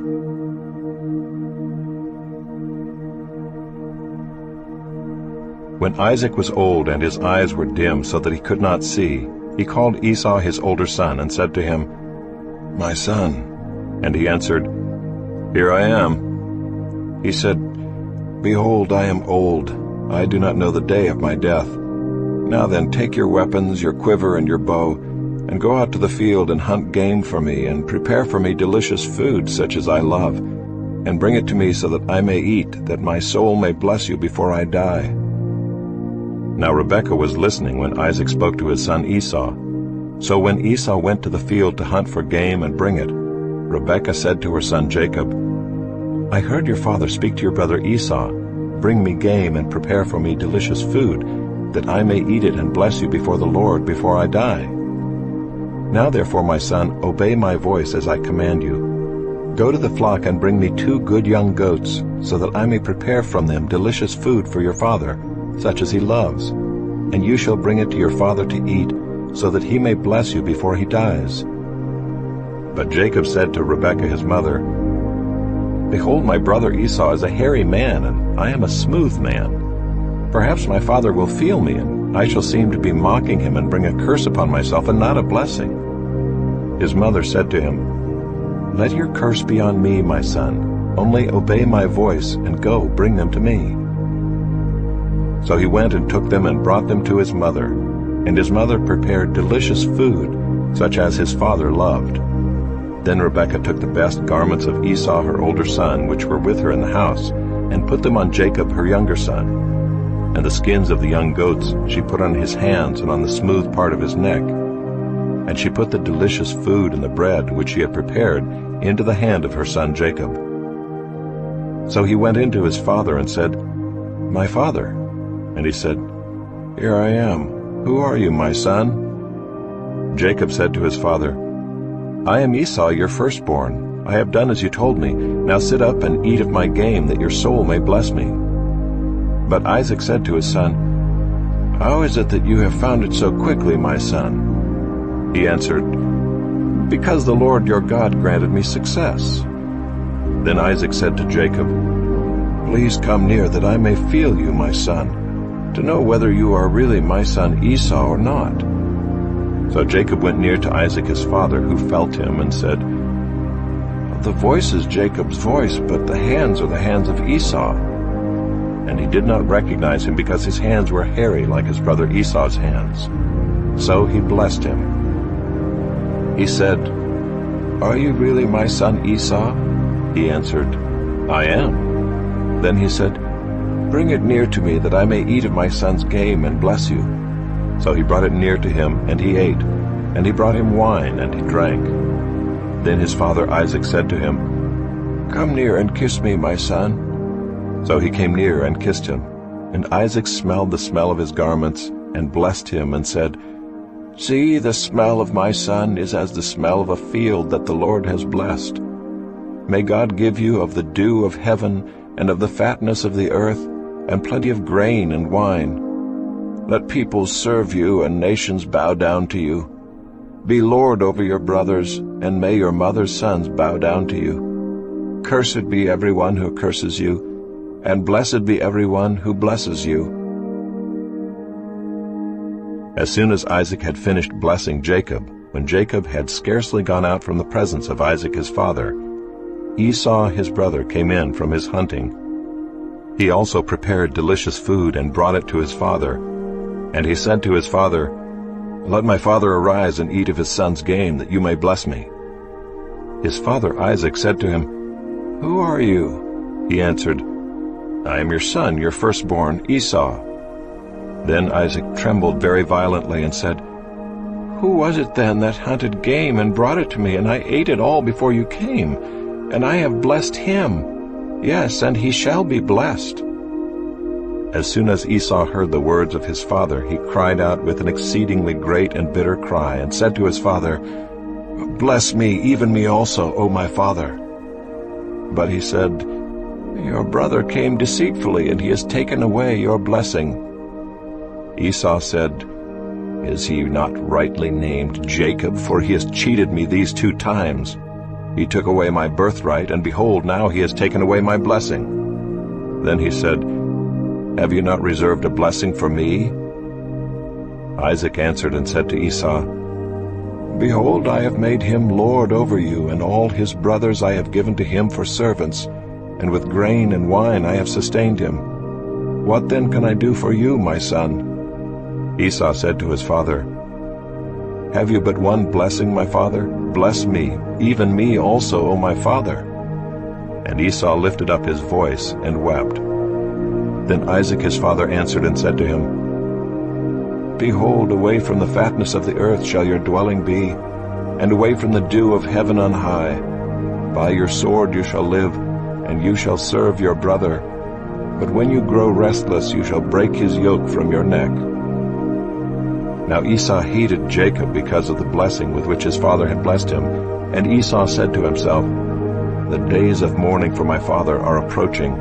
Then I will kill my brother Jacob." But the words of Esau her older son were told to Rebekah. So she sent and called Jacob her younger son, and said to him, "Behold, your brother Esau comforts himself about you by planning to kill you. Now therefore, my son, obey my voice. Arise, flee to Laban my brother in Haran, and stay with him a while, until your brother's fury turns away, until your brother's anger turns away from you, and he forgets what you have done to him. Then I will send and bring you from there. Why should I be bereft of you both in one day?" Then Rebekah said to Isaac, "I loathe my life because of the Hittite women. If Jacob marries one of the Hittite women like these, one of the women of the land, what good will my life be to me?"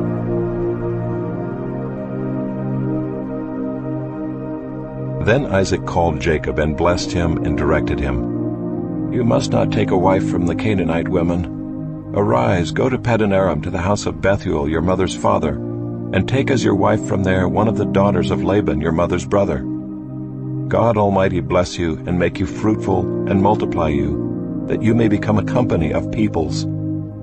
May he give the blessing of Abraham to you and to your offspring with you, that you may take possession of the land of your sojournings that God gave to Abraham."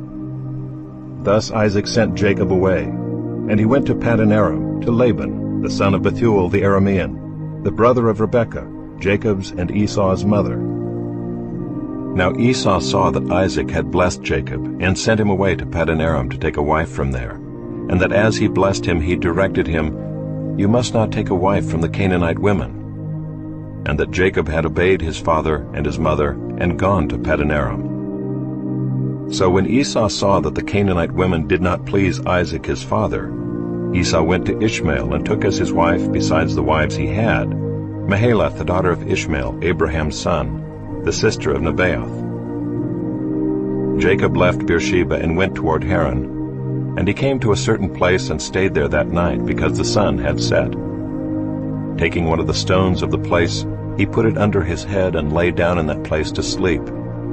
And he dreamed, and behold, there was a ladder set up on the earth, and the top of it reached to heaven. And behold, the angels of God were ascending and descending on it. And behold, the Lord stood above it and said, I am the Lord, the God of Abraham your father, and the God of Isaac. The land on which you lie I will give to you and to your offspring. Your offspring shall be like the dust of the earth, and you shall spread abroad to the west and to the east, and to the north and to the south. And in you and your offspring shall all the families of the earth be blessed. Behold, I am with you, and will keep you wherever you go, and will bring you back to this land. For I will not leave you until I have done what I have promised you. Then Jacob awoke from his sleep and said, Surely the Lord is in this place, and I did not know it. And he was afraid and said, How awesome is this place! This is none other than the house of God, and this is the gate of heaven. So early in the morning Jacob took the stone that he had put under his head, and set it up for a pillar, and poured oil on the top of it.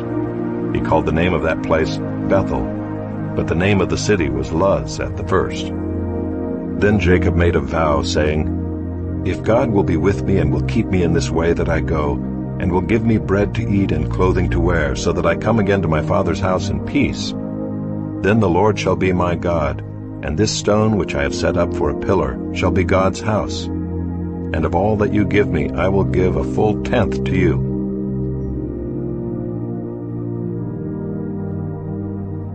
Then Jacob went on his journey, and came to the land of the people of the east.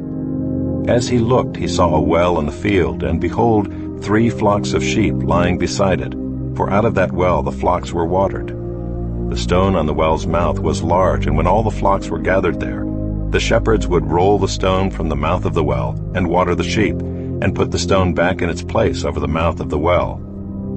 Jacob said to them, My brothers, where do you come from? They said, We are from Haran. He said to them, Do you know Laban the son of Nahor? They said, We know him. He said to them, Is it well with him? They said, It is well, and see, Rachel his daughter is coming with the sheep. He said, Behold, it is still high day. It is not time for the livestock to be gathered together. Water the sheep and go, pasture them. But they said, We cannot until all the flocks are gathered together and the stone is rolled from the mouth of the well. Then we watered the sheep. While he was still speaking with them, Rachel came with her father's sheep, for she was a shepherdess. Now as soon as Jacob saw Rachel, the daughter of Laban his mother's brother, and the sheep of Laban his mother's brother, Jacob came near and rolled the stone from the well's mouth, and watered the flock of Laban his mother's brother. Then Jacob kissed Rachel and wept aloud. And Jacob told Rachel that he was her father's kinsman, and that he was Rebekah's son, and she ran and told her father. As soon as Laban heard the news about Jacob, his sister's son, he ran to meet him and embraced him and kissed him and brought him to his house. Jacob told Laban all these things, and Laban said to him, Surely you are my bone and my flesh.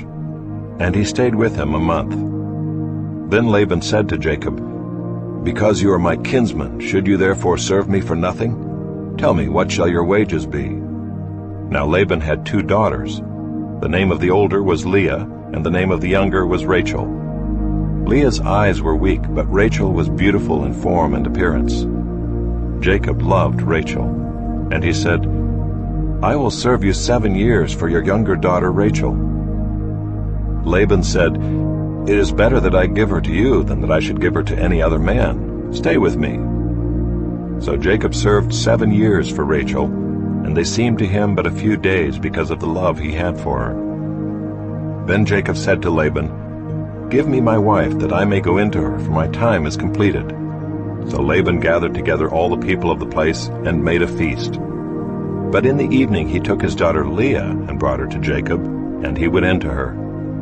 Laban gave his female servant Zilpah to his daughter Leah to be her servant.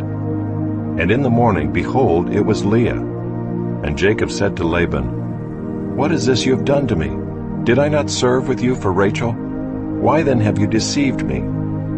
Laban said, "It is not so done in our country to give the younger before the firstborn. Complete the week of this one, and we will give you the other also in return for serving me another 7 years." Jacob did so and completed her week. Then Laban gave him his daughter Rachel to be his wife. Laban gave his female servant Bilhah to his daughter Rachel to be her servant.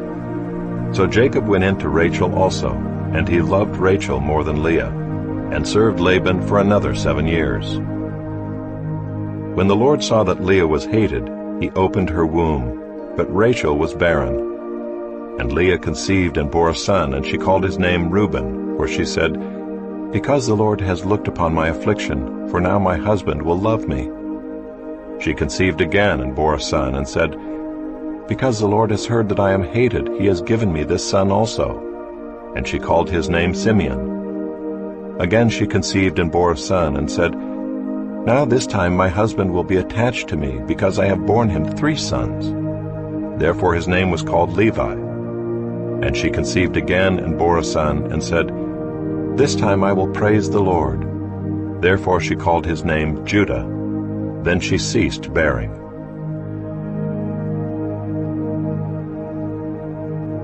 When Rachel saw that she bore Jacob no children, she envied her sister. She said to Jacob, "Give me children, or I shall die." Jacob's anger was kindled against Rachel, and he said, "Am I in the place of God, who has withheld from you the fruit of the womb?" Then she said, "Here is my servant Bilhah. Go in to her, so that she may give birth on my behalf, that even I may have children through her."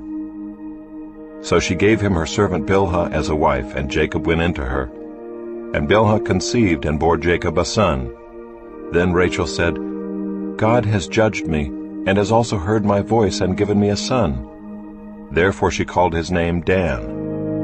Rachel's servant Bilhah conceived again and bore Jacob a second son. Then Rachel said, "With mighty wrestlings I have wrestled with my sister, and have prevailed." So she called his name Naphtali. When Leah saw that she had ceased bearing children, she took her servant Zilpah and gave her to Jacob as a wife. Then Leah's servant Zilpah bore Jacob a son, and Leah said, "Good fortune has come." So she called his name Gad. Leah's servant Zilpah bore Jacob a second son, and Leah said, "Happy am I, for women have called me happy." So she called his name Asher. In the days of wheat harvest, Reuben went and found mandrakes in the field, and brought them to his mother Leah. Then Rachel said to Leah, "Please give me some of your son's mandrakes." But she said to her, "Is it a small matter that you have taken away my husband? Would you take away my son's mandrakes also?" Rachel said, "Then he may lie with you tonight in exchange for your son's mandrakes." When Jacob came from the field in the evening, Leah went out to meet him and said, "You must come in to me, for I have hired you with my son's mandrakes." So he lay with her that night. And God listened to Leah, and she conceived and bore Jacob a 5th son. Leah said, "God has given me my wages, because I gave my servant to my husband." So she called his name Issachar. And Leah conceived again, and she bore Jacob a 6th son. Then Leah said, "God has endowed me with a good endowment. Now my husband will honor me, because I have borne him 6 sons." So she called his name Zebulun. Afterward she bore a daughter, and called her name Dinah. Then God remembered Rachel, and God listened to her, and opened her womb. She conceived and bore a son, and said, "God has taken away my reproach." And she called his name Joseph, saying, "May the Lord add to me another son." As soon as Rachel had borne Joseph, Jacob said to Laban, "Send me away, that I may go to my own home and country.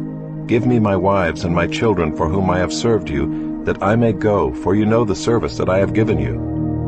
But Laban said to him, "If I have found favor in your sight, I have learned by divination that the Lord has blessed me because of you. Name your wages, and I will give it." Jacob said to him, "You yourself know how I have served you, and how your livestock has fared with me. For you had little before I came, and it has increased abundantly, and the Lord has blessed you wherever I turned. But now when shall I provide for my own household also?"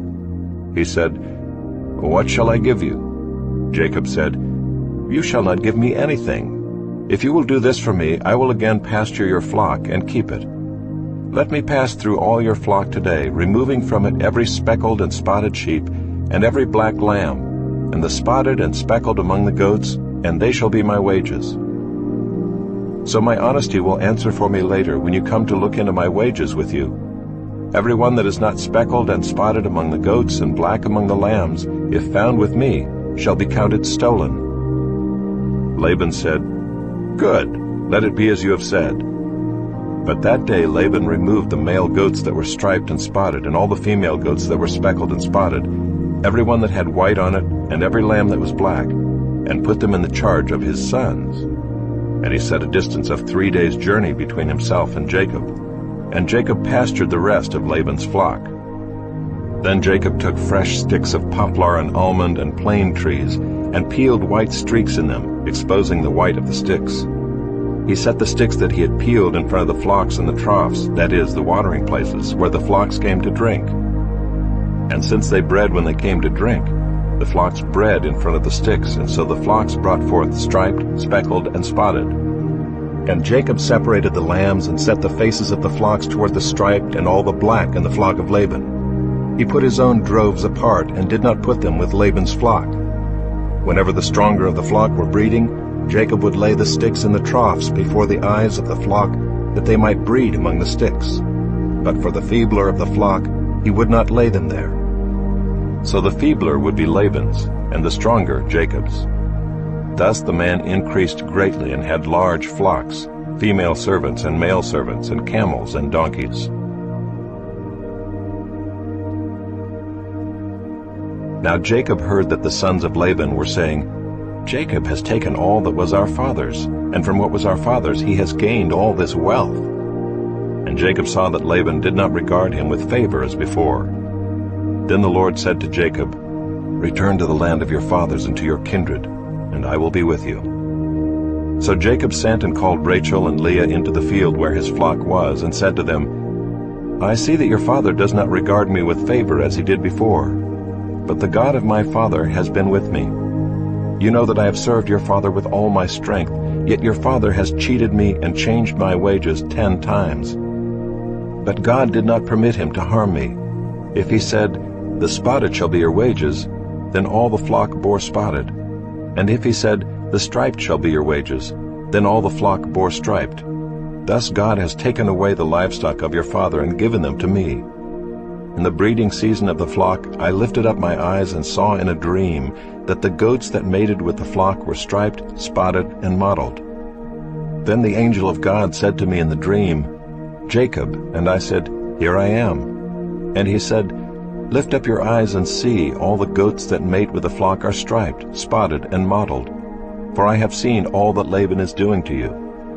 I am the God of Bethel, where you anointed a pillar and made a vow to me.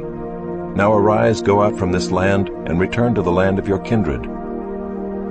Then Rachel and Leah answered and said to him, 'Is there any portion or inheritance left to us in our father's house? Are we not regarded by him as foreigners? For he has sold us, and he has indeed devoured our money. All the wealth that God has taken away from our father belongs to us and to our children. Now then, whatever God has said to you, do.' So Jacob arose and set his sons and his wives on camels. He drove away all his livestock, all his property that he had gained, the livestock in his possession that he had acquired in Paddan Aram, to go to the land of Canaan to his father Isaac. Laban had gone to shear his sheep, and Rachel stole her father's household gods. And Jacob tricked Laban the Aramean by not telling him that he intended to flee. He fled with all that he had, and arose and crossed the Euphrates, and set his face toward the hill country of Gilead. When it was told Laban on the 3rd day that Jacob had fled, he took his kinsman with him and pursued him for 7 days, and followed close after him into the hill country of Gilead. But God came to Laban the Aramean in a dream by night and said to him, "Be careful not to say anything to Jacob, either good or bad." And Laban overtook Jacob. Now Jacob had pitched his tent in the hill country, and Laban with his kinsmen pitched tents in the hill country of Gilead. And Laban said to Jacob, "What have you done that you have tricked me and driven away my daughters like captives of the sword? Why did you flee secretly and trick me and did not tell me, so that I might have sent you away with mirth and songs, with tambourine and lyre? And why did you not permit me to kiss my sons and my daughters farewell? Now you have done foolishly. It is in my power to do you harm. But the God of your father spoke to me last night, saying, 'Be careful not to say anything to Jacob, either good or bad.' And now you have gone away, because you longed greatly for your father's house. But why did you steal my gods?" Jacob answered and said to Laban, "Because I was afraid, for I thought that you would take your daughters from me by force. Anyone with whom you find your gods shall not live. In the presence of our kinsmen, point out what I have that is yours, and take it." Now Jacob did not know that Rachel had stolen them. So Laban went into Jacob's tent and into Leah's tent, and into the tent of the 2 female servants, but he did not find them. And he went out of Leah's tent and entered Rachel's. Now Rachel had taken the household gods and put them in the camel's saddle and sat on them. Laban felt all about the tent, but did not find them. And she said to her father, "Let not my lord be angry that I cannot rise before you, for the way of women is upon me." So he searched, but did not find the household gods. Then Jacob became angry and berated Laban. Jacob said to Laban, "What is my offense? What is my sin that you have hotly pursued me?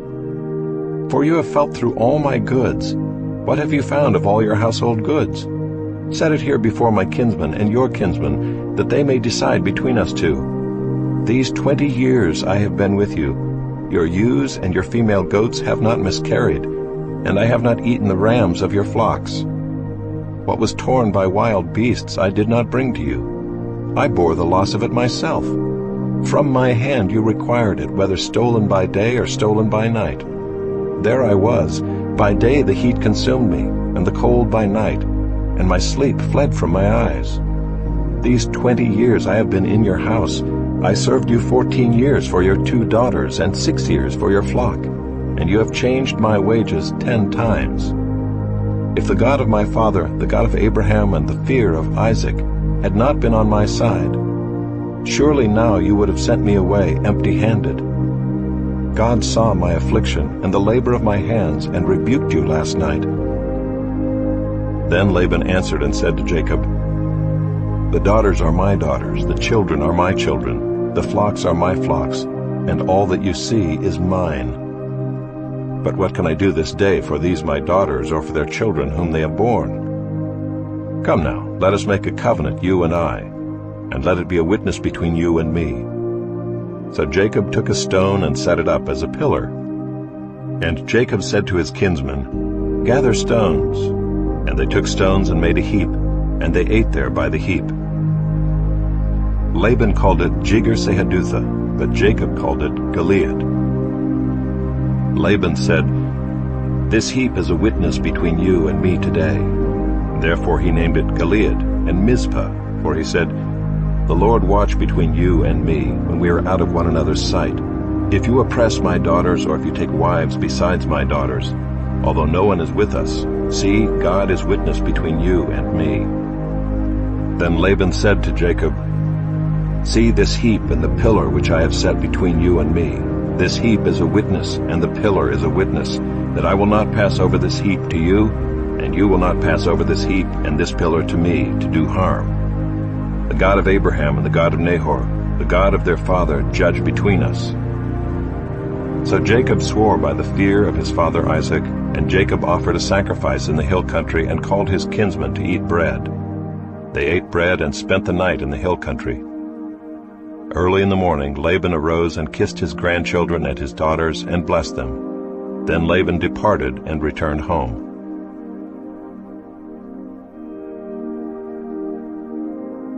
Jacob went on his way, and the angels of God met him. And when Jacob saw them, he said, "This is God's camp." So he called the name of that place Mahanaim.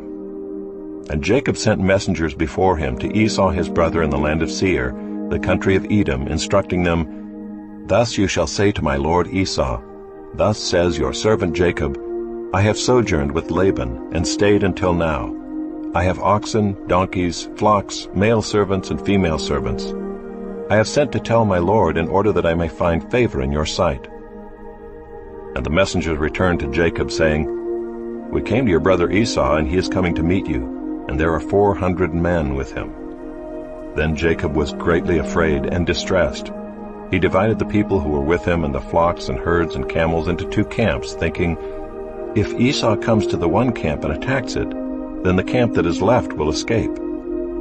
And Jacob said, "O God of my father Abraham, and God of my father Isaac, O Lord, who said to me, Return to your country and to your kindred, that I may do you good.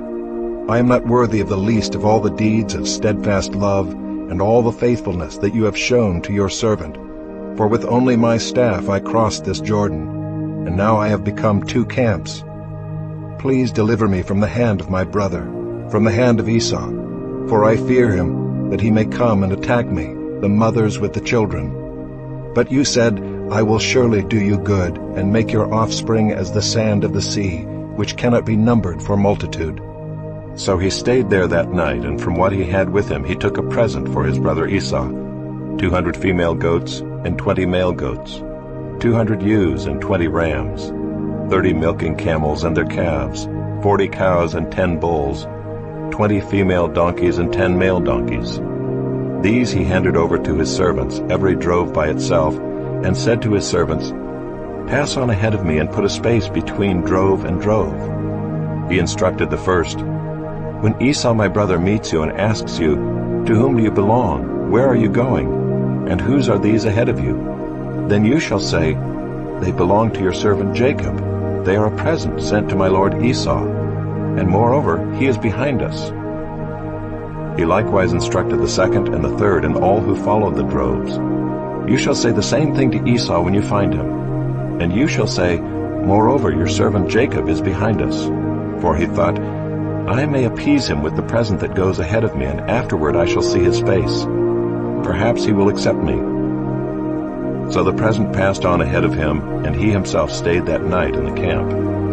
The same night he arose and took his 2 wives, his 2 female servants, and his 11 children, and crossed the ford of the Jabbok. He took them and sent them across the stream, and everything else that he had, and Jacob was left alone. And a man wrestled with him until the breaking of the day. When the man saw that he did not prevail against Jacob, he touched his hip socket, and Jacob's hip was put out of joint as he wrestled with him. Then he said, "Let me go, for the day has broken." But Jacob said, "I will not let you go unless you bless me." And he said to him, "What is your name?" And he said, "Jacob." Then he said, "Your name shall no longer be called Jacob, but Israel, for you have striven with God and with men, and have prevailed." Then Jacob asked him, "Please tell me your name." But he said, "Why is it that you ask my name?" And there he blessed him.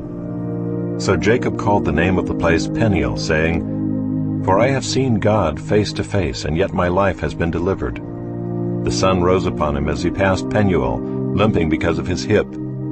Therefore to this day the people of Israel do not eat the sinew of the thigh that is on the hip socket, because he touched the socket of Jacob's hip on the sinew of the thigh.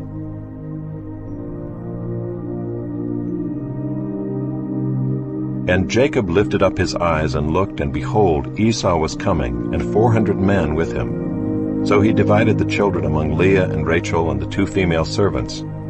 And he put the servants with their children in front, then Leah with her children, and Rachel and Joseph last of all. He himself went on before them, bowing himself to the ground 7 times until he came near to his brother. But Esau ran to meet him and embraced him and fell upon his neck and kissed him, and they wept. And when Esau lifted up his eyes and saw the women and children, he said, "Who are these with you?" Jacob said, "The children whom God has graciously given your servant." Then the servants drew near, they and their children, and bowed down. Leah likewise and her children drew near and bowed down. And last Joseph and Rachel drew near, and they bowed down. Esau said, "What do you mean by all this company that I met?" Jacob answered, "To find favor in the sight of my Lord." But Esau said, "I have enough, my brother. Keep what you have for yourself." Jacob said, "No, please, if I have found favor in your sight, then accept my present from my hand. For I have seen your face, which is like seeing the face of God, and you have accepted me. Please accept my blessing that is brought to you, because God has dealt graciously with me, and because I have enough." Thus he urged him, and he took it. Then Esau said, "Let us journey on our way, and I will go ahead of you." But Jacob said to him, "My Lord knows that the children are frail, and that the nursing flocks and herds are a care to me. If they are driven hard for one day, all the flocks will die. Let my Lord pass on ahead of his servant, and I will lead on slowly at the pace of the livestock that are ahead of me, and at the pace of the children, until I come to my Lord in Seir." So Esau said, "Let me leave with you some of the people who are with me." But he said, "What need is there? Let me find favor in the sight of my Lord." So Esau returned that day on his way to Seir. But Jacob journeyed to Succoth, and built himself a house and made booths for his livestock. Therefore the name of the place is called Succoth. And Jacob came safely to the land of Shechem, which is in the land of Canaan, on his way to Paddan Aram, and he camped before the city. And from the sons of Hamor, Shechem's father, he bought for 100 pieces of money the piece of land on which he had pitched his tent. There he erected an altar and called it El Elohe Israel.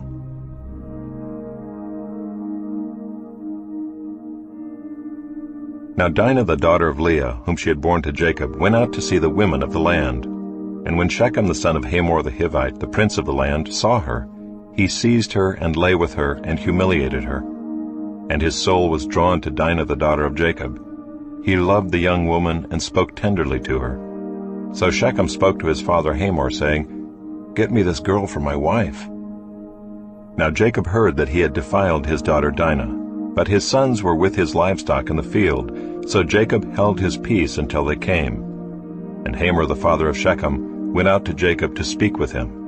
The sons of Jacob had come in from the field as soon as they heard of it, and the men were indignant and very angry, because he had done an outrageous thing in Israel by lying with Jacob's daughter, for such a thing must not be done. But Hamor spoke with them, saying, "The soul of my son Shechem longs for your daughter. Please give her to him to be his wife. Make marriages with us. Give your daughters to us, and take our daughters for yourselves. You shall dwell with us, and the land shall be open to you. Dwell and trade in it, and get property in it." Shechem also said to her father and to her brothers, "Let me find favor in your eyes, and whatever you say to me I will give.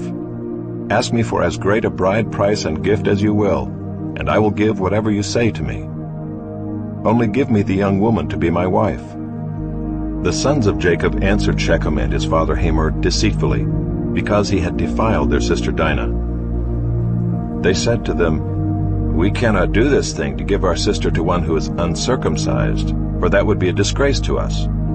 Only on this condition will we agree with you, that you will become as we are by every male among you being circumcised.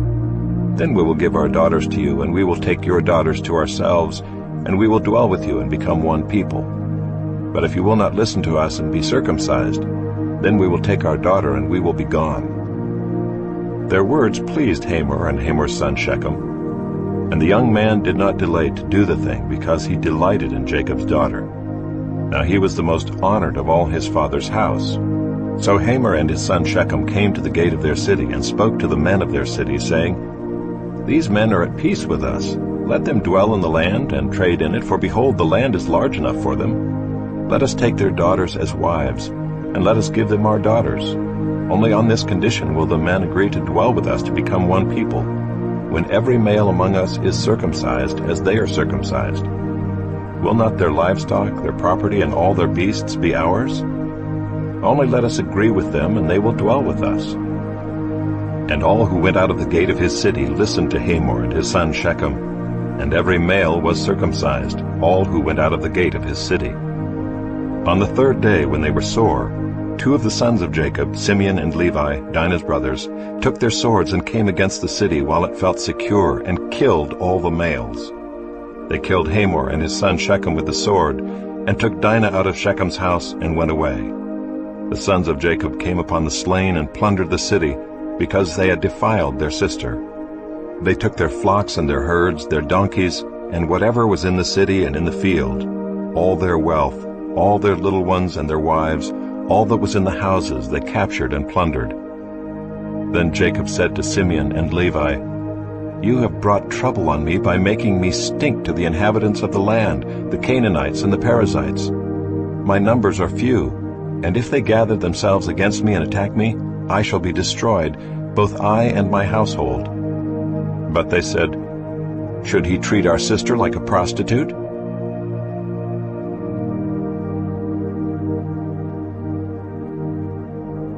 God said to Jacob, "Arise, go up to Bethel and dwell there. Make an altar there to the God who appeared to you when you fled from your brother Esau."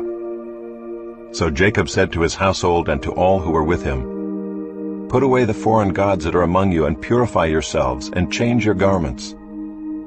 Then let us arise and go up to Bethel, so that I may make there an altar to the God who answers me in the day of my distress, and has been with me wherever I have gone." So they gave to Jacob all the foreign gods that they had, and the rings that were in their ears. Jacob hid them under the terebinth tree that was near Shechem.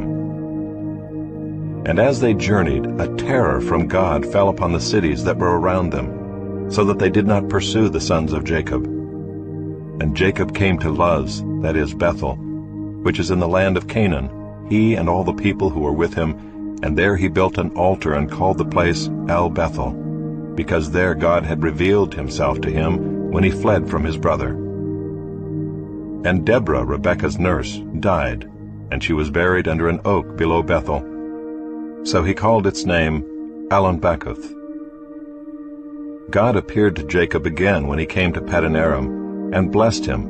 And God said to him, "Your name is Jacob. No longer shall your name be called Jacob, but Israel shall be your name." So he called his name Israel. And God said to him, "I am God Almighty. Be fruitful and multiply. A nation and a company of nations shall come from you, and kings shall come from your own body. The land that I gave to Abraham and Isaac I will give to you, and I will give the land to your offspring after you." Then God went up from him in the place where he had spoken with him. And Jacob set up a pillar in the place where he had spoken with him, a pillar of stone. He poured out a drink offering on it and poured oil on it. So Jacob called the name of the place where God had spoken with him Bethel. Then they journeyed from Bethel. When they were still some distance from Ephrath, Rachel went into labor, and she had hard labor. And when her labor was at its hardest, the midwife said to her, "Do not fear, for you have another son." And as her soul was departing, for she was dying, she called his name Ben-Oni, but his father called him Benjamin. So Rachel died, and she was buried on the way to Ephrath, that is Bethlehem. And Jacob set up a pillar over her tomb. It is the pillar of Rachel's tomb, which is there to this day. Israel journeyed on and pitched his tent beyond the tower of Eder. While Israel lived in that land, Reuben went and lay with Bilhah, his father's concubine, and Israel heard of it. Now the sons of Jacob were 12. The sons of Leah, Reuben, Jacob's firstborn, Simeon, Levi, Judah, Issachar, and Zebulun. The sons of Rachel, Joseph and Benjamin. The sons of Bilhah, Rachel's servant, Dan and Naphtali. The sons of Zilpah, Leah's servant, Gad and Asher. These were the sons of Jacob who were born to him in Paddan-aram. And Jacob came to his father Isaac at Mamre, or Kiriath Arba, that is Hebron, where Abraham and Isaac had sojourned. Now the days of Isaac were 180 years, and Isaac breathed his last, and he died and was gathered to his people, old and full of days. And his sons Esau and Jacob buried him.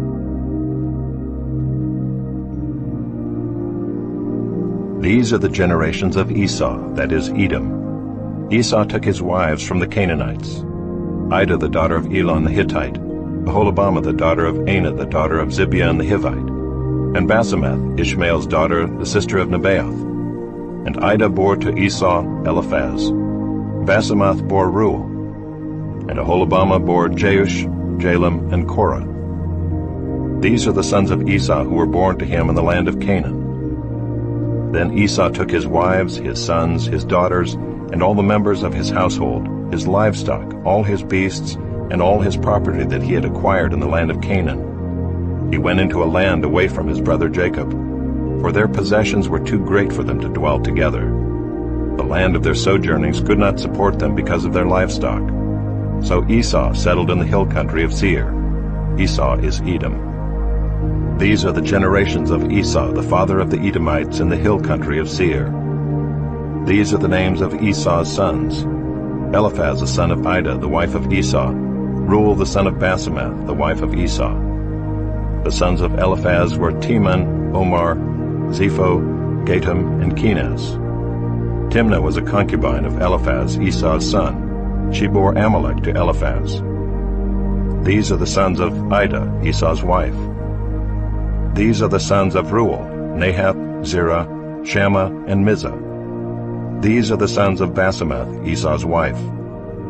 These are the sons of Aholibamah, the daughter of Anah, the daughter of Zibeon, Esau's wife. She bore to Esau Jeush, Jalam, and Korah. These are the chiefs of the sons of Esau, the sons of Eliphaz the firstborn of Esau, the chiefs: Teman, Omar, Zepho, Kenaz, Korah, Gatam, and Amalek. These are the chiefs of Eliphaz in the land of Edom. These are the sons of Ida. These are the sons of Reuel, Esau's son, the chiefs Nahath, Zerah, Shammah, and Mizah. These are the chiefs of Reuel in the land of Edom. These are the sons of Basemath, Esau's wife. These are the sons of Aholibamah, Esau's wife, the chiefs Jeush, Jalam, and Korah. These are the chiefs born of Aholibamah, the daughter of Anah, Esau's wife. These are the sons of Esau, that is, Edom, and these are their chiefs. These are the sons of Seir the Horite, the inhabitants of the land: Lotan, Shobal, Zibeon, Anah, Dishan, Ezer, and Dishan. These are the chiefs of the Horites, the sons of Seir in the land of Edom. The sons of Lotan were Horai and Hemam, and Lotan's sister was Timnah. These are the sons of Shobal: Alvan, Manahath, Ebal, Shepho, and Onam. These are the sons of Zibeon: Aiah and Anah. He is the Anah who found the hot springs in the wilderness, as he pastured the donkeys of Zibeon his father. These are the children of Anah: Dishan and Aholibamah the daughter of Anah. These are the sons of Dishan: Himdan, Eshban, Ithran, and Kiran. These are the sons of Ezer: Bilhan, Zaavan, and Achan. These are the sons of Dishan: Uz and Aaron. These are the chiefs of the Horites, the chiefs Lotan, Shobal, Zibeon, Anah, Dishan, Ezer, and Dishan. These are the chiefs of the Horites, chief by chief in the land of Seir. These are the kings who reigned in the land of Edom before any king reigned over the Israelites. Bela the son of Beor reigned in Edom, the name of his city being Dinhaba. Bela died, and Jobab the son of Zerah of Bozrah reigned in his place. Jobab died, and Husham of the land of the Temanites reigned in his place. Husham died, and Hadad the son of Bedad, who defeated Midian in the country of Moab, reigned in his place, the name of his city being Avith. Hadad died, and Samlah of Masrekah reigned in his place. Samlah died, and Shaul of Rehoboth on the Euphrates reigned in his place. Shaul died, and Baal-Hanan the son of Achbor reigned in his place. Baal-Hanan the son of Achbor died, and Hadar reigned in his place, the name of his city being Pau. His wife's name was Mehetabel, the daughter of Matred, daughter of Mezahab. These are the names of the chiefs of Esau according to their clans and their dwelling places by their names: the chiefs Timnah, Alva, Jetheth, Aholibamah, Elah, Pinon, Kenaz, Teman, Mibzar, Magdiel, and Iram. These are the chiefs of Edom, that is, Esau, the father of Edom, according to their dwelling places in the land of their possession.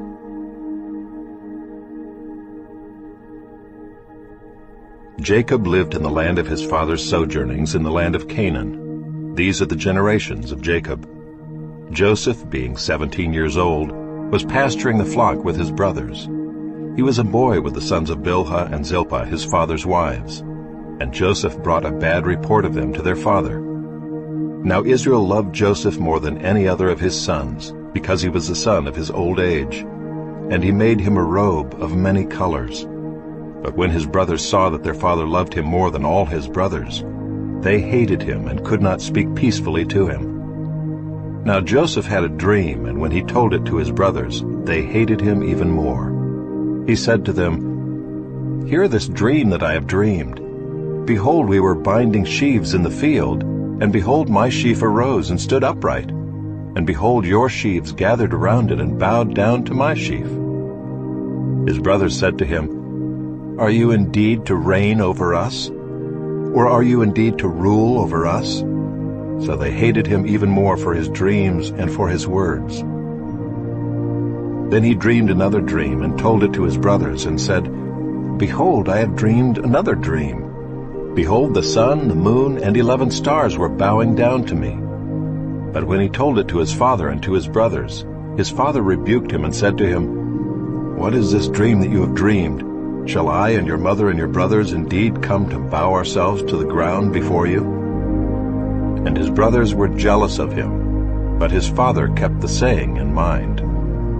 Now his brothers went to pasture their father's flock near Shechem, and Israel said to Joseph, "Are not your brothers pasturing the flock at Shechem? Come, I will send you to them." And he said to him, "Here I am." So he said to him, "Go now, see if it is well with your brothers and with the flock, and bring me word."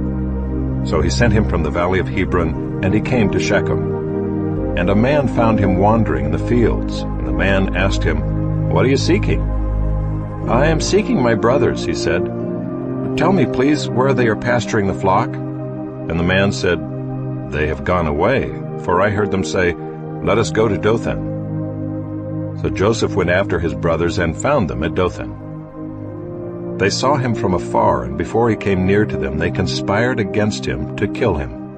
They said to one another, "Here comes this dreamer. Come now, let us kill him and throw him into one of the pits. Then we will say that a fierce animal has devoured him, and we will see what will become of his dreams." But when Reuben heard it, he rescued him out of their hands, saying, "Let us not take his life." And Reuben said to them, "Shed no blood. Throw him into this pit here in the wilderness, but do not lay a hand on him," that he might rescue him out of their hand to restore him to his father.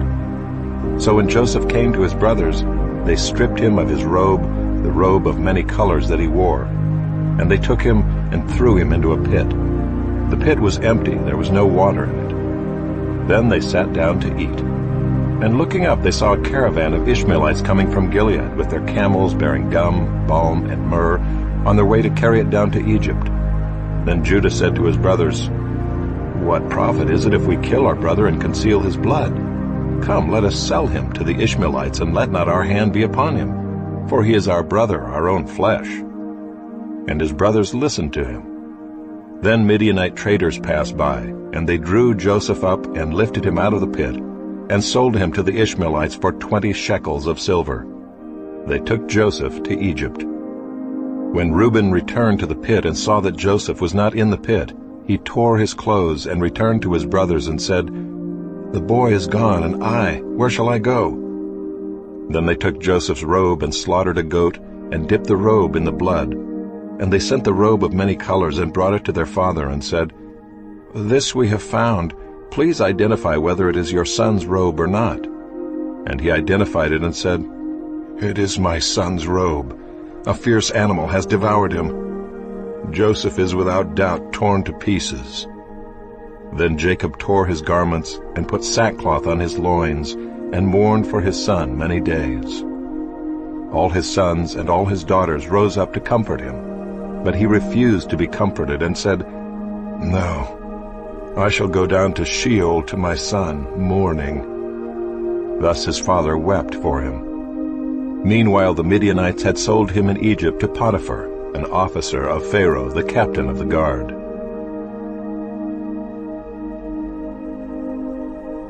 It happened at that time that Judah went down from his brothers and turned aside to a certain Adullamite, whose name was Hira.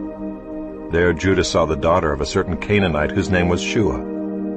He took her and went into her, and she conceived and bore a son, and he called his name She conceived again and bore a son, and she called his name Onan. Yet again she bore a son, and she called his name Shelah. Judah was in Chezib when she bore him. And Judah took a wife for his firstborn, and her name was Tamar. But Judah's firstborn, was wicked in the sight of the Lord, and the Lord put him to death. Then Judah said to Onan, Go into your brother's wife and perform the duty of a brother-in-law to her, and raise up offspring for your brother. But Onan knew that the offspring would not be his, so whenever he went into his brother's wife, he would waste the semen on the ground, so as not to give offspring to his brother. And what he did was wicked in the sight of the Lord, and he put him to death also. Then Judah said to Tamar his daughter-in-law, Remain a widow in your father's house, till Shelah my son grows up, for he feared that he would die like his brothers. So Tamar went and remained in her father's house.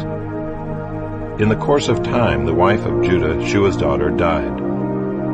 When Judah was comforted, he went up to Timnah to his sheep shearers, he and his friend Hira the Adullamite. And when Tamar was told, Your father-in-law is going up to Timnah to shear his sheep, she took off her widow's garments and covered herself with a veil, wrapping herself up, and sat at the entrance to Enaim, which is on the road to Timnah. For she saw that Shelah was grown up, and she had not been given to him in marriage. When Judah saw her, he thought she was a prostitute, for she had covered her face. He turned to her at the roadside and said, Come, let me come in to you. For he did not know that she was his daughter-in-law. She said, What will you give me, that you may come in to me? He answered, I will send you a young goat from the flock. And she said, If you give me a pledge until you send it. He said, What pledge shall I give you? She replied, Your signet and your cord and your staff that is in your hand. So he gave them to her and went into her, and she conceived by him. Then she arose and went away, and taking off her veil she put on the garments of her widowhood. When Judah sent the young goat by his friend the Adullamite to take back the pledge from the woman's hand, he did not find her. And he asked the men of the place, Where is the cult prostitute who was at Enaim at the roadside? And they said, No cult prostitute has been here. So he returned to Judah and said, I have not found her. Also the men of the place said, No cult prostitute has been here. And Judah replied, Well, let her keep the things as her own, or we shall be laughed at. You see, I sent this young goat, and you did not find her. About 3 months later, Judah was told, Tamar, your daughter-in-law, has been immoral. Moreover, she is pregnant by immorality. And Judah said, Bring her out and let her be burned. As she was being brought out, she sent word to her father-in-law, By the man to whom these belong, I am pregnant. And she said, Please identify whose these are, the signet and the cord and the staff. Then Judah identified them and said, She is more righteous than I, since I did not give her to my son Shelah. And he did not know her again. When the time of her labor came, there were twins in her womb. And when she was in labor, one put out a hand, and the midwife took and tied a scarlet thread on his hand, saying, This one came out first. But as he drew back his hand, behold, his brother came out. And she said, What a breach you have made for yourself.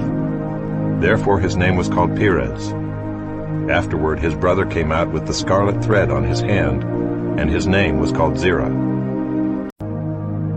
Now Joseph had been brought down to Egypt, and Potiphar, an officer of Pharaoh, the captain of the guard, an Egyptian, had bought him from the Ishmaelites who had brought him down there.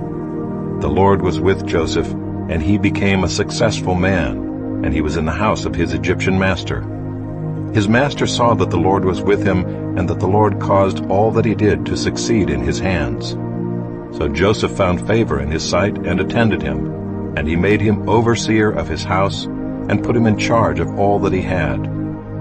from the time that he made him overseer in his house and over all that he had, the Lord blessed the Egyptian's house for Joseph's sake. The blessing of the Lord was on all that he had, in house and field. So he left all that he had in Joseph's charge, and because of him he had no concern about anything but the food he ate. Now Joseph was handsome in form and appearance.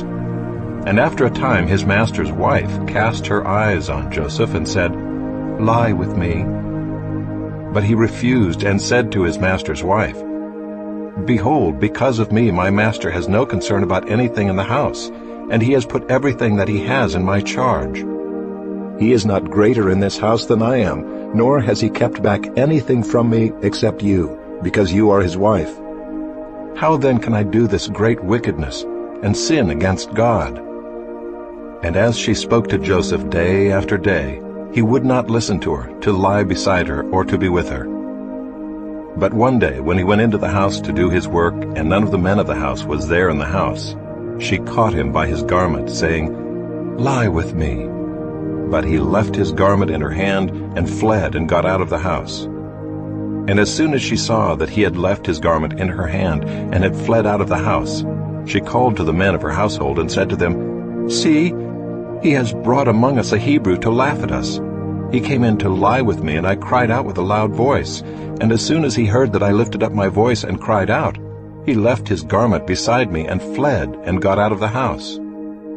Then she laid up his garment by her until his master came home, and she told him the same story, saying, "The Hebrew servant whom you have brought among us came in to me to laugh at me. But as soon as I lifted up my voice and cried, he left his garment beside me and fled out of the house." As soon as his master heard the words that his wife spoke to him, "This is the way your servant treated me," his anger was kindled, and Joseph's master took him and put him into the prison, the place where the king's prisoners were confined, and he was there in prison. But the Lord was with Joseph and showed him steadfast love and gave him favor in the sight of the keeper of the prison. And the keeper of the prison put Joseph in charge of all the prisoners who were in the prison. Whatever was done there, he was the one who did it. The keeper of the prison paid no attention to anything that was in Joseph's charge, because the Lord was with him, and whatever he did, the Lord made it succeed. Sometime after this, the cupbearer of the king of Egypt and his baker committed an offense against their lord the king of Egypt. And Pharaoh was angry with his two officers, the chief cupbearer and the chief baker, and he put them in custody in the house of the captain of the guard, in the prison where Joseph was confined. The captain of the guard appointed Joseph to be with him, and he attended them. They continued for some time in custody. And one night they both dreamed, the cupbearer and the baker of the king of Egypt, who were confined in the prison, each his own dream, and each dream with its own interpretation. When Joseph came to them in the morning, he saw that they were troubled. So he asked Pharaoh's officers who were with him in custody in his master's house, "Why are your faces downcast today?" They said to him, "We have had dreams, and there is no one to interpret them." And Joseph said to them, "Do not interpretations belong to God? Please tell them to me." So the chief cupbearer told his dream to Joseph and said to him, "In my dream there was a vine before me, and on the vine there were 3 branches. As soon as it budded, its blossoms shot forth, and the clusters ripened into grapes. Pharaoh's cup was in my hand, and I took the grapes and pressed them into Pharaoh's cup, and placed the cup in Pharaoh's hand." Then Joseph said to him, "This is its interpretation.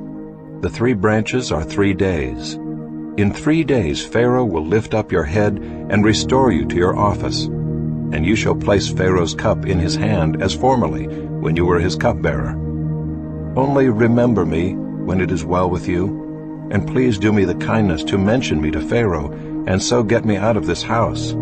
For I was indeed stolen out of the land of the Hebrews, and here also I have done nothing that they should put me into the pit." When the chief baker saw that the interpretation was favorable, he said to Joseph, "I also had a dream. There were 3 cake baskets on my head, and in the uppermost basket there were all sorts of baked food for Pharaoh, but the birds were eating it out of the basket on my head." And Joseph answered and said, This is its interpretation. The 3 baskets are 3 days. In 3 days Pharaoh will lift up your head from you and hang you on a tree, and the birds will eat the flesh from you. On the 3rd day, which was Pharaoh's birthday, he made a feast for all his servants, and lifted up the head of the chief cupbearer and the head of the chief baker among his servants. He restored the chief cupbearer to his position, and he placed the cup in Pharaoh's hand. But he hanged the chief baker as Joseph had interpreted to them. Yet the chief cupbearer did not remember Joseph, but forgot him.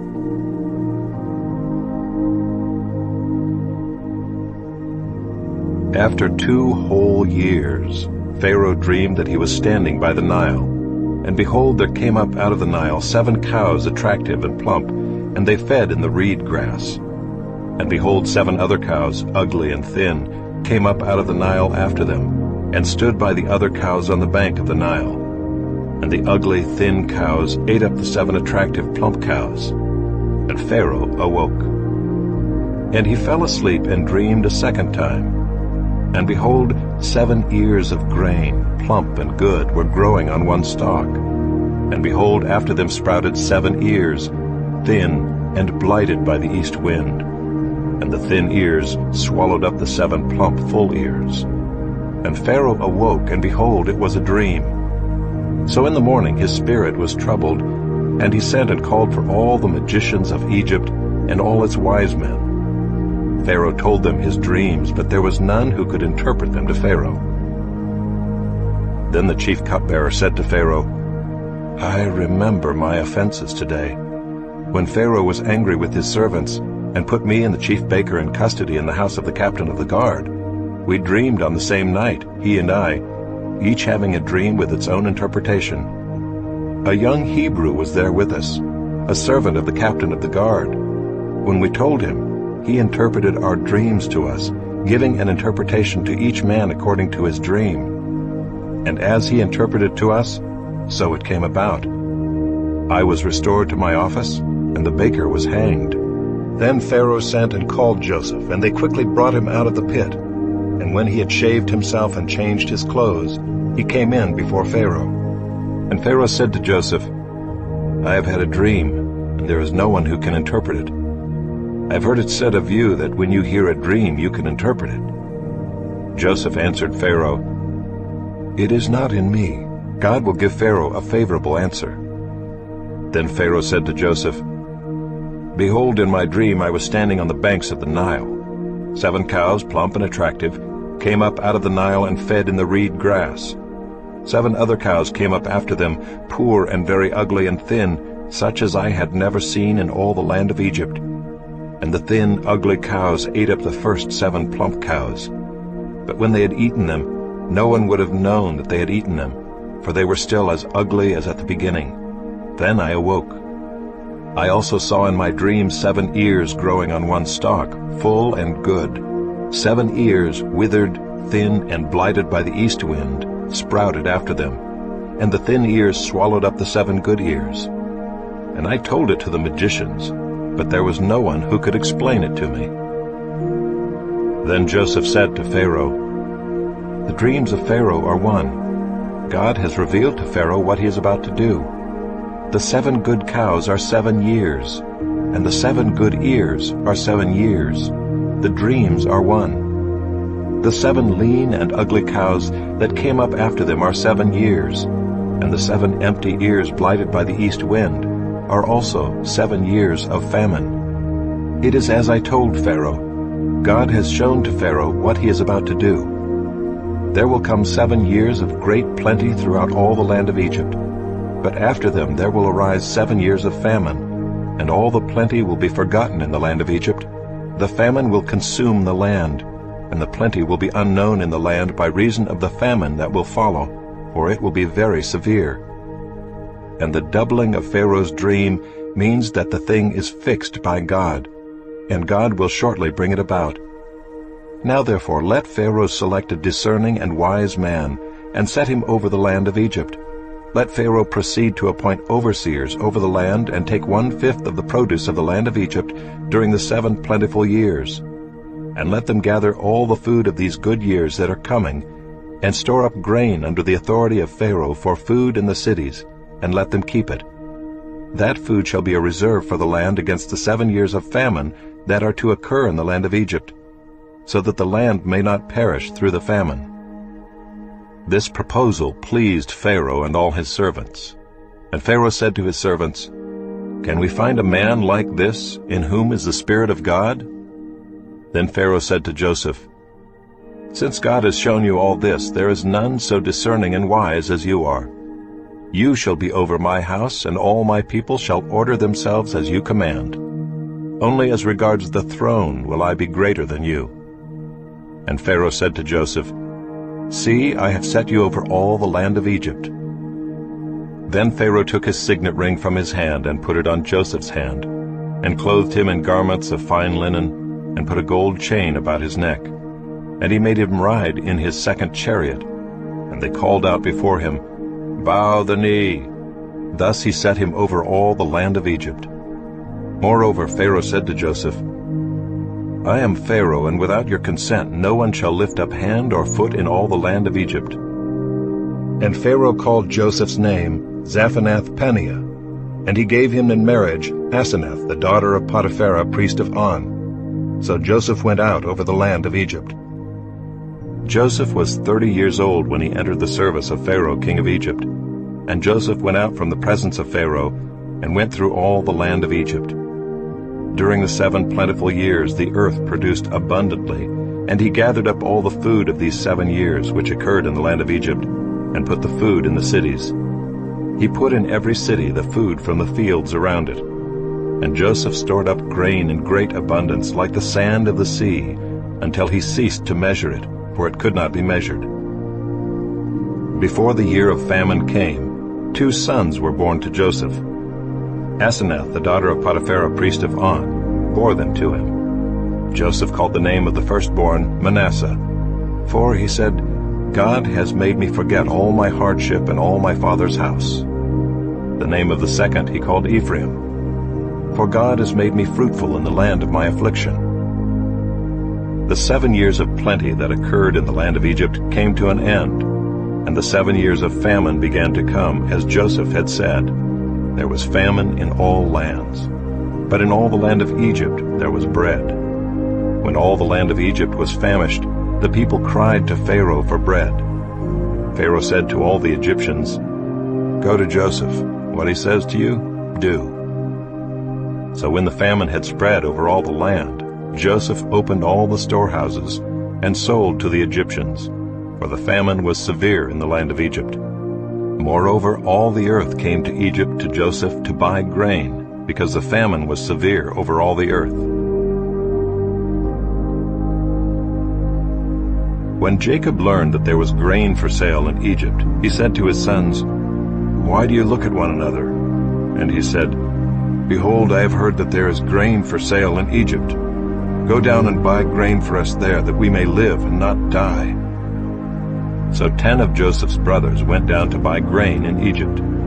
But Jacob did not send Benjamin, Joseph's brother, with his brothers, for he feared that harm might happen to him. Thus the sons of Israel came to buy among the others who came, for the famine was in the land of Canaan. Now Joseph was governor over the land. He was the one who sold to all the people of the land. And Joseph's brothers came and bowed themselves before him with their faces to the ground. Joseph saw his brothers and recognized them, but he treated them like strangers and spoke roughly to them. "Where do you come from?" he said. They said, "From the land of Canaan to buy food." And Joseph recognized his brothers, but they did not recognize him. And Joseph remembered the dreams that he had dreamed of them. And he said to them, "You are spies. You have come to see the nakedness of the land." They said to him, "No, my lord, your servants have come to buy food. We are all sons of one man. We are honest men. Your servants have never been spies." He said to them, "No, it is the nakedness of the land that you have come to see." And they said, "We, your servants, are 12 brothers, the sons of one man in the land of Canaan, and behold, the youngest is this day with our father, and one is no more." But Joseph said to them, "It is as I said to you, you are spies. By this you shall be tested. By the life of Pharaoh you shall not go from this place unless your youngest brother comes here. Send one of you, and let him bring your brother while you remain confined, that your words may be tested, whether there is truth in you. Or else, by the life of Pharaoh, surely you are spies." And he put them all together in custody for 3 days. On the 3rd day Joseph said to them, "Do this, and you will live, for I fear God. If you are honest men, let one of your brothers remain confined where you are in custody, and let the rest go and carry grain for the famine of your households. And bring your youngest brother to me. So your words will be verified, and you shall not die." And they did so. Then they said to one another, "In truth we are guilty concerning our brother, in that we saw the distress of his soul when he begged us and we did not listen. That is why this distress has come upon us." And Reuben answered them, "Did I not tell you not to sin against the boy? But you did not listen. So now there comes a reckoning for his blood." They did not know that Joseph understood them, for there was an interpreter between them. Then he turned away from them and wept. And he returned to them and spoke to them. And he took Simeon from them and bound him before their eyes. And Joseph gave orders to fill their bags with grain, and to replace every man's money in his sack, and to give them provisions for the journey. This was done for them. Then they loaded their donkeys with their grain and departed. And as one of them opened his sack to give his donkey fodder at the lodging place, he saw his money in the mouth of his sack. He said to his brothers, "My money has been put back. Here it is in the mouth of my sack." At this their hearts failed them, and they turned trembling to one another, saying, "What is this that God has done to us?" When they came to Jacob their father in the land of Canaan, they told him all that had happened to them, saying, "The man, the lord of the land, spoke roughly to us and took us to be spies of the land. But we said to him, 'We are honest men. We have never been spies. We are 12 brothers, sons of our father. One is no more, and the youngest is this day with our father in the land of Canaan.' Then the man, the lord of the land, said to us, 'By this I shall know that you are honest men. Leave one of your brothers with me, and take grain for the famine of your households, and go your way. Bring your youngest brother to me. Then I shall know that you are not spies, but honest men, and I will deliver your brother to you, and you shall trade in the land.' As they emptied their sacks, behold, every man's bundle of money was in his sack. And when they and their father saw their bundles of money, they were afraid. And Jacob their father said to them, 'You have bereaved me of my children. Joseph is no more, and Simeon is no more. And now you would take Benjamin? All this has come against me.' Then Reuben said to his father, 'Kill my 2 sons if I do not bring him back to you. Put him in my hands, and I will bring him back to you.' But he said, 'My son shall not go down with you, for his brother is dead, and he is the only one left. If harm should happen to him on the journey that you are to make, you would bring down my gray hairs with sorrow to Sheol.'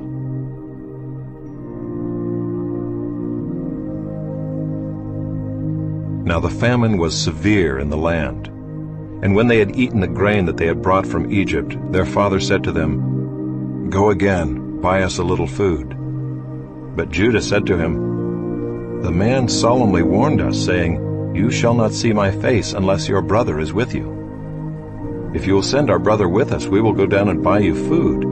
But if you will not send him, we will not go down, for the man said to us, You shall not see my face unless your brother is with you.'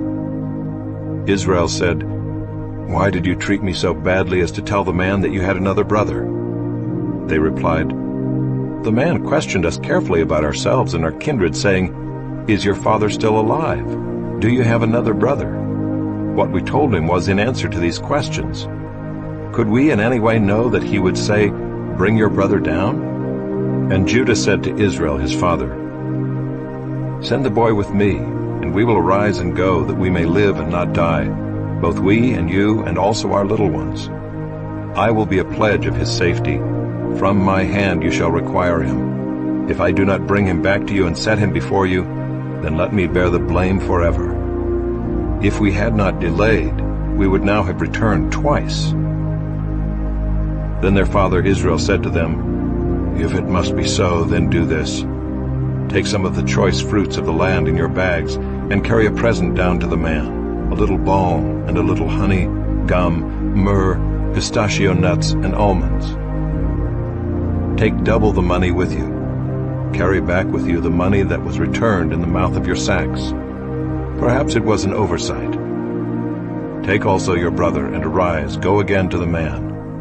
May God Almighty grant you mercy before the man, and may he send back your other brother and Benjamin. And as for me, if I am bereaved of my children, I am bereaved."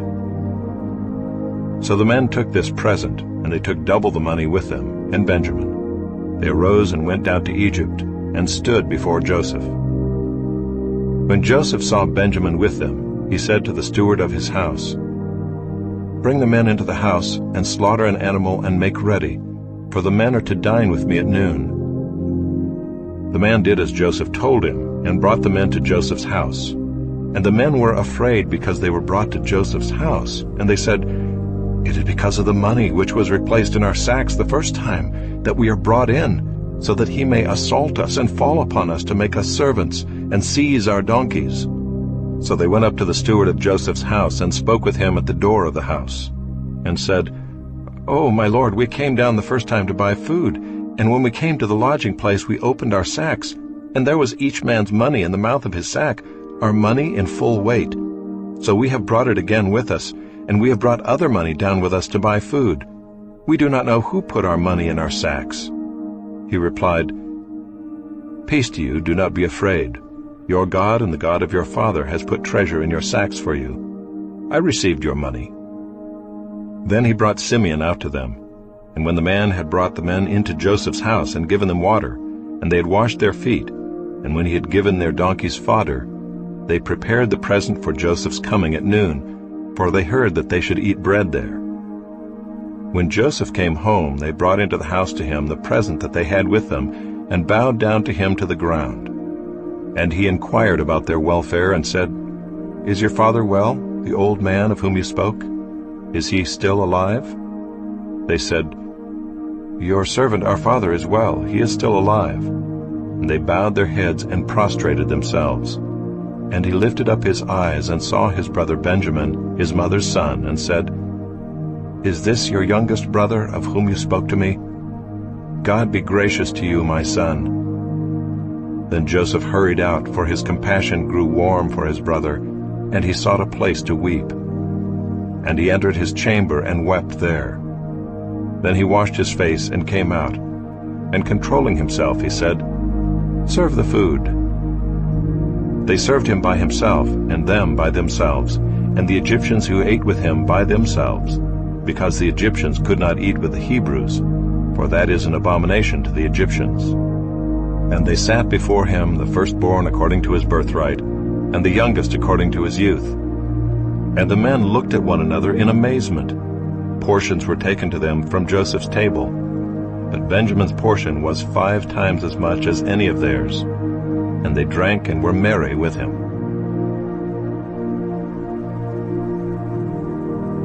Then he commanded the steward of his house, "Fill the men's sacks with food, as much as they can carry, and put each man's money in the mouth of his sack, and put my cup, the silver cup, in the mouth of the sack of the youngest, with his money for the grain." And he did as Joseph told him. As soon as the morning was light, the men were sent away with their donkeys. They had gone only a short distance from the city. Now Joseph said to his steward, "Up, follow after the men, and when you overtake them, say to them, 'Why have you repaid evil for good? Is it not from this that my Lord drinks, and by this that he practices divination? You have done evil in doing this.'" When he overtook them, he spoke to them these words. They said to him, "Why does my Lord speak such words as these? Far be it from your servants to do such a thing. Behold, the money that we found in the mouths of our sacks we brought back to you from the land of Canaan. How then could we steal silver or gold from your Lord's house? Whichever of your servants is found with it shall die, and we also will be my Lord's servants." He said, Let it be as you say. He who is found with it shall be my servant, and the rest of you shall be innocent." Then each man quickly lowered his sack to the ground, and each man opened his sack. And he searched, beginning with the eldest and ending with the youngest. And the cup was found in Benjamin's sack. Then they tore their clothes, and every man loaded his donkey, and they returned to the city. When Judah and his brothers came to Joseph's house, he was still there. They fell before him to the ground. Joseph said to them, "What deed is this that you have done? Do you not know that a man like me can indeed practice divination?" And Judah said, "What shall we say to my lord? What shall we speak? Or how can we clear ourselves? God has found out the guilt of your servants. Behold, we are my lord's servants, both we and he also in whose hand the cup has been found." But he said, "Far be it from me that I should do so. Only the man in whose hand the cup was found shall be my servant. But as for you, go up in peace to your father." Then Judah went up to him and said, "Oh, my lord, please let your servant speak a word in my lord's ears, and let not your anger burn against your servant. For you are like Pharaoh himself. My lord asked his servant, saying, 'Have you a father or a brother?' And we said to my lord, 'We have a father, an old man, and a young brother, the child of his old age. His brother is dead, and he alone is left of his mother's children, and his father loves him.' Then you said to your servants, 'Bring him down to me, that I may set my eyes on him.' We said to my lord, 'The boy cannot leave his father, for if he should leave his father would die.' Then you said to your servants, 'Unless your youngest brother comes down with you, you shall not see my face again.' When we went back to your servant my father, we told him the words of my lord. And when our father said, 'Go again, buy us a little food,' we said, 'We cannot go down. If our youngest brother goes with us, then we will go down, for we cannot see the man's face unless our youngest brother is with us.' Then your servant my father said to us, 'You know that my wife bore me 2 sons. One left me, and I said, Surely he has been torn to pieces, and I have never seen him since. If you take this one also from me, and harm happens to him, you will bring down my gray hairs in evil to Sheol. Now therefore, as soon as I come to your servant my father, and the boy is not with us, then as his life is bound up in the boy's life, as soon as he sees that the boy is not with us, he will die, and your servants will bring down the gray hairs of your servant our father with sorrow to Sheol. For your servant became a pledge of safety for the boy to my father, saying, If I do not bring him back to you, then I shall bear the blame before my father all my life. Now therefore, please let your servant remain instead of the boy as a servant to my lord, and let the boy go back with his brothers. For how can I go back to my father if the boy is not with me? I fear to see the evil that would find my father."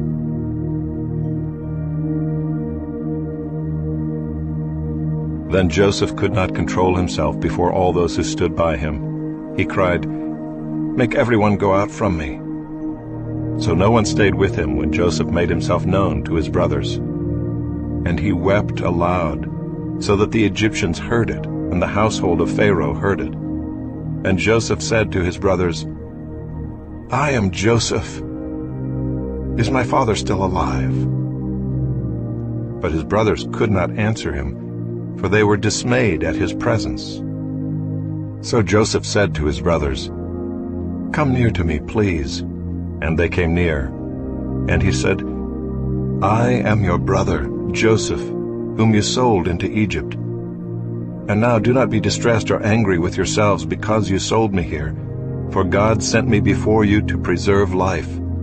For the famine has been in the land these 2 years, and there are yet 5 years in which there will be neither plowing nor harvest. And God sent me before you to preserve for you a remnant on earth, and to keep alive for you many survivors. So it was not you who sent me here, but God. He has made me a father to Pharaoh, and lord of all his house, and ruler over all the land of Egypt. Hurry and go up to my father, and say to him, Thus says your son Joseph, God has made me lord of all Egypt. Come down to me, do not tarry.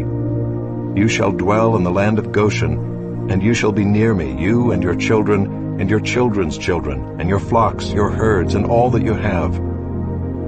There I will provide for you, for there are yet 5 years of famine to come, so that you and your household and all that you have do not come to poverty.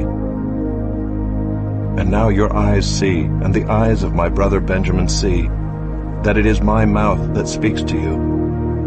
You must tell my father of all my honor in Egypt, and of all that you have seen. Hurry and bring my father down here.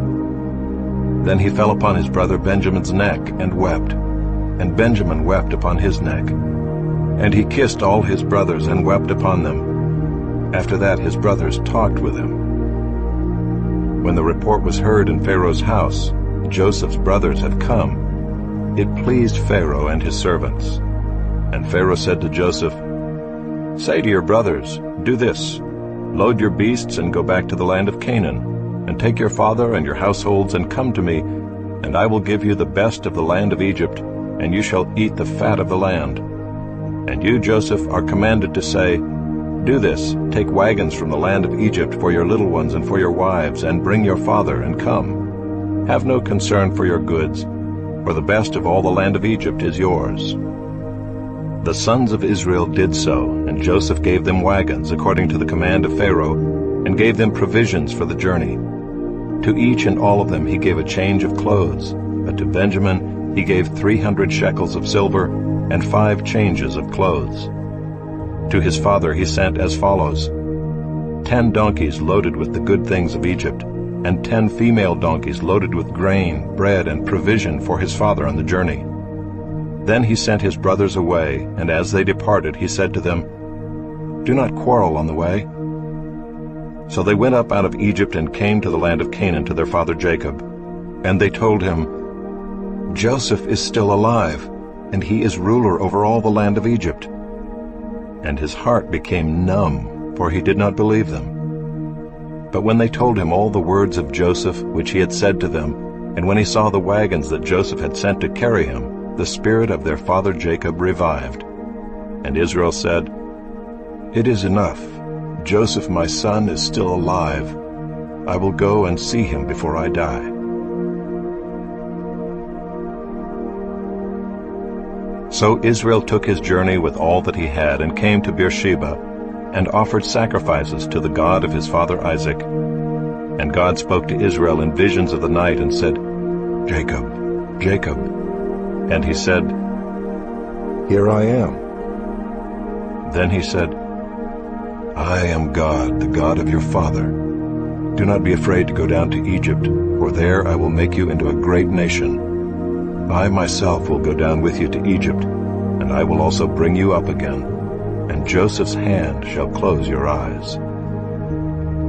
Then Jacob set out from Beersheba. The sons of Israel carried Jacob their father, their little ones, and their wives in the wagons that Pharaoh had sent to carry him. They also took their livestock and their goods which they had gained in the land of Canaan, and came into Egypt, Jacob and all his offspring with him, his sons and his sons' sons with him, his daughters and his sons' daughters. All his offspring he brought with him into Egypt. Now these are the names of the descendants of Israel who came into Egypt, Jacob and his sons: Reuben, Jacob's firstborn, and the sons of Reuben, Hanok, Palu, Hezron, and Carmi. The sons of Simeon, Jemuel, Jamin, Ohad, Jachin, Zohar, and Shaul, the son of a Canaanite woman. The sons of Levi, Gershon, Kohath, and Merari.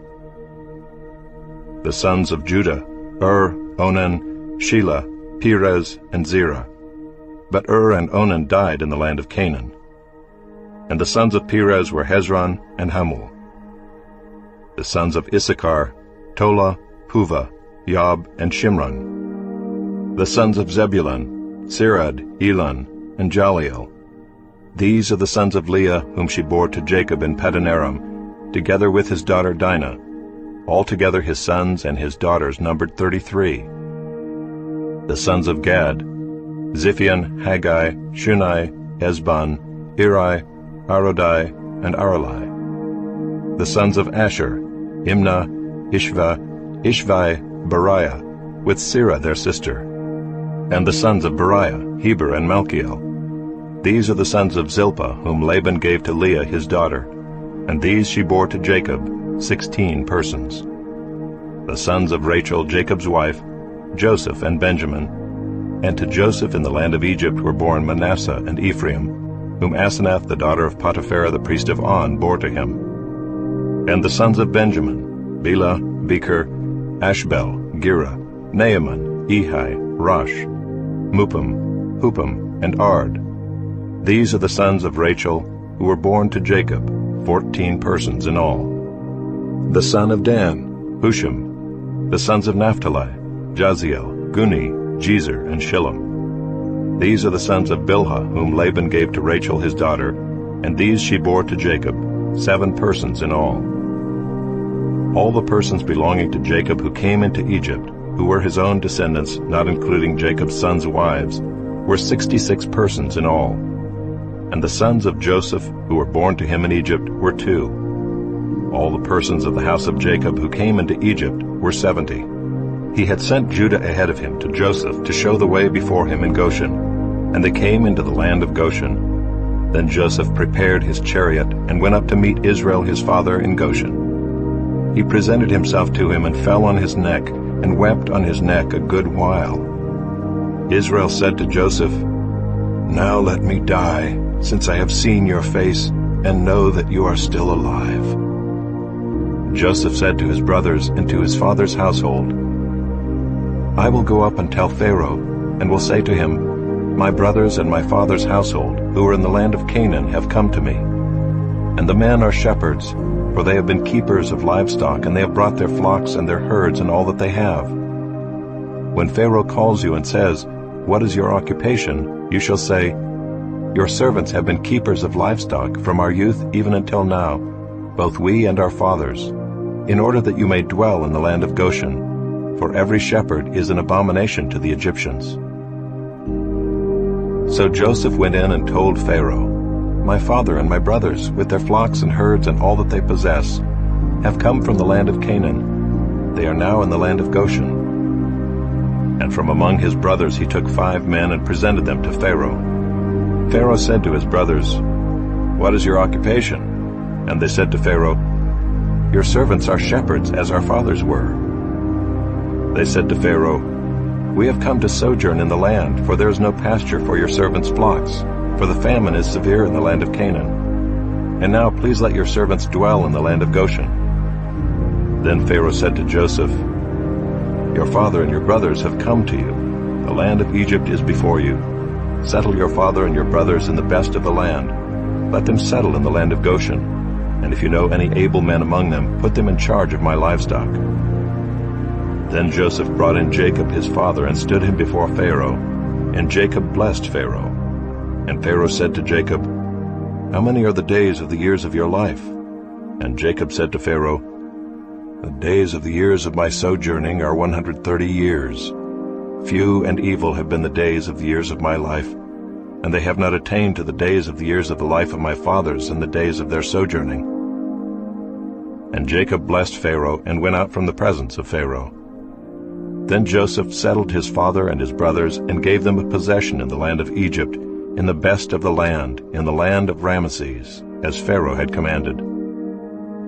And Joseph provided his father, his brothers, and all his father's household with food, according to the number of their dependents. Now there was no food in all the land, for the famine was very severe, so that the land of Egypt and the land of Canaan languished by reason of the famine. And Joseph gathered up all the money that was found in the land of Egypt and in the land of Canaan in exchange for the grain that they bought. And Joseph brought the money into Pharaoh's house. And when the money was all spent in the land of Egypt and in the land of Canaan, all the Egyptians came to Joseph and said, "Give us food. Why should we die before your eyes? For our money is gone." And Joseph answered, "Give your livestock, and I will give you food in exchange for your livestock, if your money is gone." So they brought their livestock to Joseph, and Joseph gave them food in exchange for the horses, the flocks, the herds, and the donkeys. He supplied them with food in exchange for all their livestock that year. And when that year was ended, They came to him the following year and said to him, "We will not hide from my lord that our money is all spent. The herds of livestock are my lord's. There is nothing left in the sight of my lord but our bodies and our land. Why should we die before your eyes, both we and our land? Buy us and our land for food, and we with our land will be servants to Pharaoh. And give us seed that we may live and not die, and that the land may not be desolate." So Joseph bought all the land of Egypt for Pharaoh, for all the Egyptians sold their fields, because the famine was severe on them. The land became Pharaoh's. As for the people, he made servants of them from one end of Egypt to the other. Only the land of the priests he did not buy, for the priests had a fixed allowance from Pharaoh and lived on the allowance that Pharaoh gave them. Therefore they did not sell their land. Then Joseph said to the people, "Behold, I have this day bought you and your land for Pharaoh. Now here is seed for you, and you shall sow the land. And at the harvest you shall give a fifth to Pharaoh, and 4/5 shall be your own, as seed for the field, and as food for yourselves and your households, and as food for your little ones."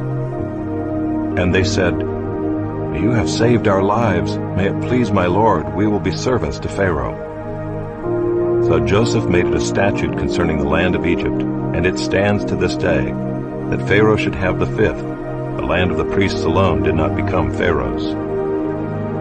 Thus Israel settled in the land of Egypt and the land of Goshen, and they gained possessions in it and were fruitful and multiplied greatly. And Jacob lived in the land of Egypt 17 years. So the days of Jacob, the years of his life, were 147 years. And when the time drew near that Israel must die, he called his son Joseph and said to him, "If now I have found favor in your sight, put your hand under my thigh and promise to deal kindly and truly with me. Do not bury me in Egypt, but let me lie with my fathers. Carry me out of Egypt and bury me in their burying place." He answered, "I will do as you have said." And he said, "Swear to me." And he swore to him. Then Israel bowed himself upon the head of his bed. After this Joseph was told, "Behold, your father is ill." So he took with him his 2 sons, Manasseh and Ephraim. And it was told to Jacob, "Your son Joseph has come to you." Then Israel summoned his strength and sat up in bed. And Jacob said to Joseph, "God Almighty appeared to me at Luz in the land of Canaan and blessed me and said to me, Behold, I will make you fruitful and multiply you, and I will make of you a company of peoples, and will give this land to your offspring after you for an everlasting possession. And now your 2 sons, who were born to you in the land of Egypt before I came to you in Egypt, are mine. Ephraim and Manasseh shall be mine, as Reuben and Simeon are. And the children that you fathered after them shall be yours. They shall be called by the name of their brothers in their inheritance. As for me, when I came from Paddan, to my sorrow Rachel died in the land of Canaan on the way, when there was still some distance to go to Ephrath. And I buried her there on the way to Ephrath, that is, Bethlehem. When Israel saw Joseph's sons, he said, "Who are these?"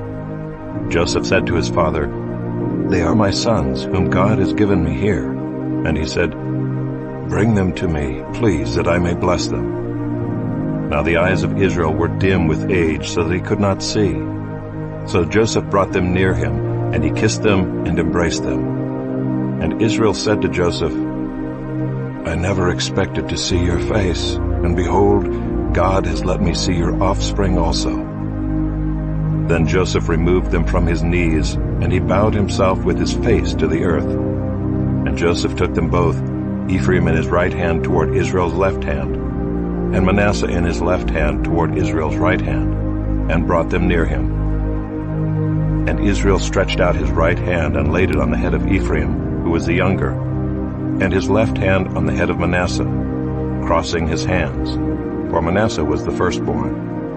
And he blessed Joseph and said, "The God before whom my fathers Abraham and Isaac walked, the God who has been my shepherd all my life long to this day, the angel who has redeemed me from all evil, bless the boys, and in them let my name be carried on, in the name of my fathers Abraham and Isaac, and let them grow into a multitude in the midst of the earth." When Joseph saw that his father laid his right hand on the head of Ephraim, it displeased him, and he took his father's hand to move it from Ephraim's head to Manasseh's head. And Joseph said to his father, "Not this way, my father, since this one is the firstborn. Put your right hand on his head." But his father refused and said, "I know, my son, I know. He also shall become a people, and he also shall be great. Nevertheless, his younger brother shall be greater than he, and his offspring shall become a multitude of nations." So he blessed them that day, saying, "By you Israel will pronounce blessing, saying, God make you as Ephraim and as Manasseh." Thus he put Ephraim before Manasseh. Then Israel said to Joseph, "Behold, I am about to die, but God will be with you and will bring you again to the land of your fathers. Moreover, I have given to you, rather than to your brothers, one mountain slope that I took from the hand of the Amorites with my sword and with my bow." Then Jacob called his sons and said, "Gather yourselves together, that I may tell you what shall happen to you in days to come. Assemble and listen, O sons of Jacob, listen to Israel your father. Reuben, you are my firstborn, my might, and the firstfruits of my strength, preeminent in dignity and preeminent in power. Unstable as water, you shall not have preeminence, because you went up to your father's bed. Then you defiled it, he went up to my couch. Simeon and Levi are brothers. Weapons of violence are their swords. Let my soul come not into their counsel. O my glory, be not joined to their company. For in their anger they killed men, and in their willfulness they hamstrung oxen. Cursed be their anger, for it is fierce, and their wrath, for it is cruel. I will divide them in Jacob and scatter them in Israel. Judah, your brothers shall praise you. Your hand shall be on the neck of your enemies. Your father's sons shall bow down before you. Judah is a lion's cub. From the prey, my son, you have gone up. He stooped down, he crouched as a lion and as a lioness. Who dares rouse him? The scepter shall not depart from Judah, nor the ruler's staff from between his feet, until tribute comes to him, and to him shall be the obedience of the peoples. Binding his foal to the vine, and his donkey's colt to the choice vine, he has washed his garments in wine, and his vesture in the blood of grapes. His eyes are darker than wine, and his teeth whiter than milk. Zebulun shall dwell at the shore of the sea. He shall become a haven for ships, and his border shall be at Sidon. Issachar is a strong donkey, crouching between the sheepfolds. He saw that a resting place was good, and that the land was pleasant. So he bowed his shoulder to bear, and became a servant at forced labor. Dan shall judge his people as one of the tribes of Israel. Dan shall be a serpent in the way, a viper by the path, that bites the horse's heels, so that his rider falls backward. I wait for your salvation, O Lord. Raiders shall raid Gad, but he shall raid at their heels. Asher's food shall be rich, and he shall yield royal delicacies. Naphtali is a doe let loose that bears beautiful fawns. Joseph is a fruitful bough by a spring. His branches run over the wall. The archers bitterly attacked him, shot at him, and harassed him severely. Yet his bow remained unmoved. His arms were made agile by the hands of the mighty one of Jacob. From there is the shepherd, the stone of Israel. By the God of your father who will help you, by the Almighty who will bless you with blessings of heaven above, blessings of the deep that crouches beneath, blessings of the breasts and of the womb. The blessings of your father are mighty beyond the blessings of my parents, up to the bounties of the everlasting hills. May they be on the head of Joseph, and on the brow of him who was set apart from his brothers. Benjamin is a ravenous wolf, in the morning devouring the prey, and at evening dividing the spoil. All these are the 12 tribes of Israel. This is what their father said to them as he blessed them, blessing each with the blessing suitable to him. Then he commanded them and said to them, I am to be gathered to my people. Bury me with my fathers in the cave that is in the field of Ephron the Hittite, in the cave that is in the field at Machpelah, to the east of Mamre in the land of Canaan, which Abraham bought with the field from Ephron the Hittite to possess as a burying place. There they buried Abraham and Sarah his wife. There they buried Isaac and Rebekah his wife. And there I buried Leah. The field and the cave that is in it were bought from the Hittites. When Jacob finished commanding his sons, he drew up his feet into the bed and breathed his last, and was gathered to his people.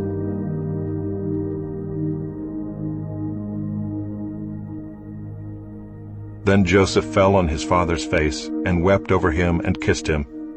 And Joseph commanded his servants, the physicians, to embalm his father. So the physicians embalmed Israel.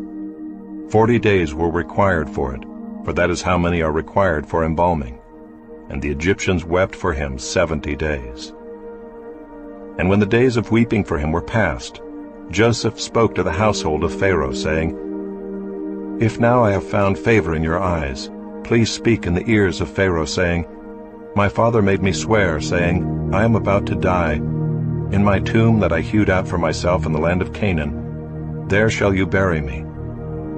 Now therefore let me please go up and bury my father, then I will return. And Pharaoh answered, Go up and bury your father as he made you swear.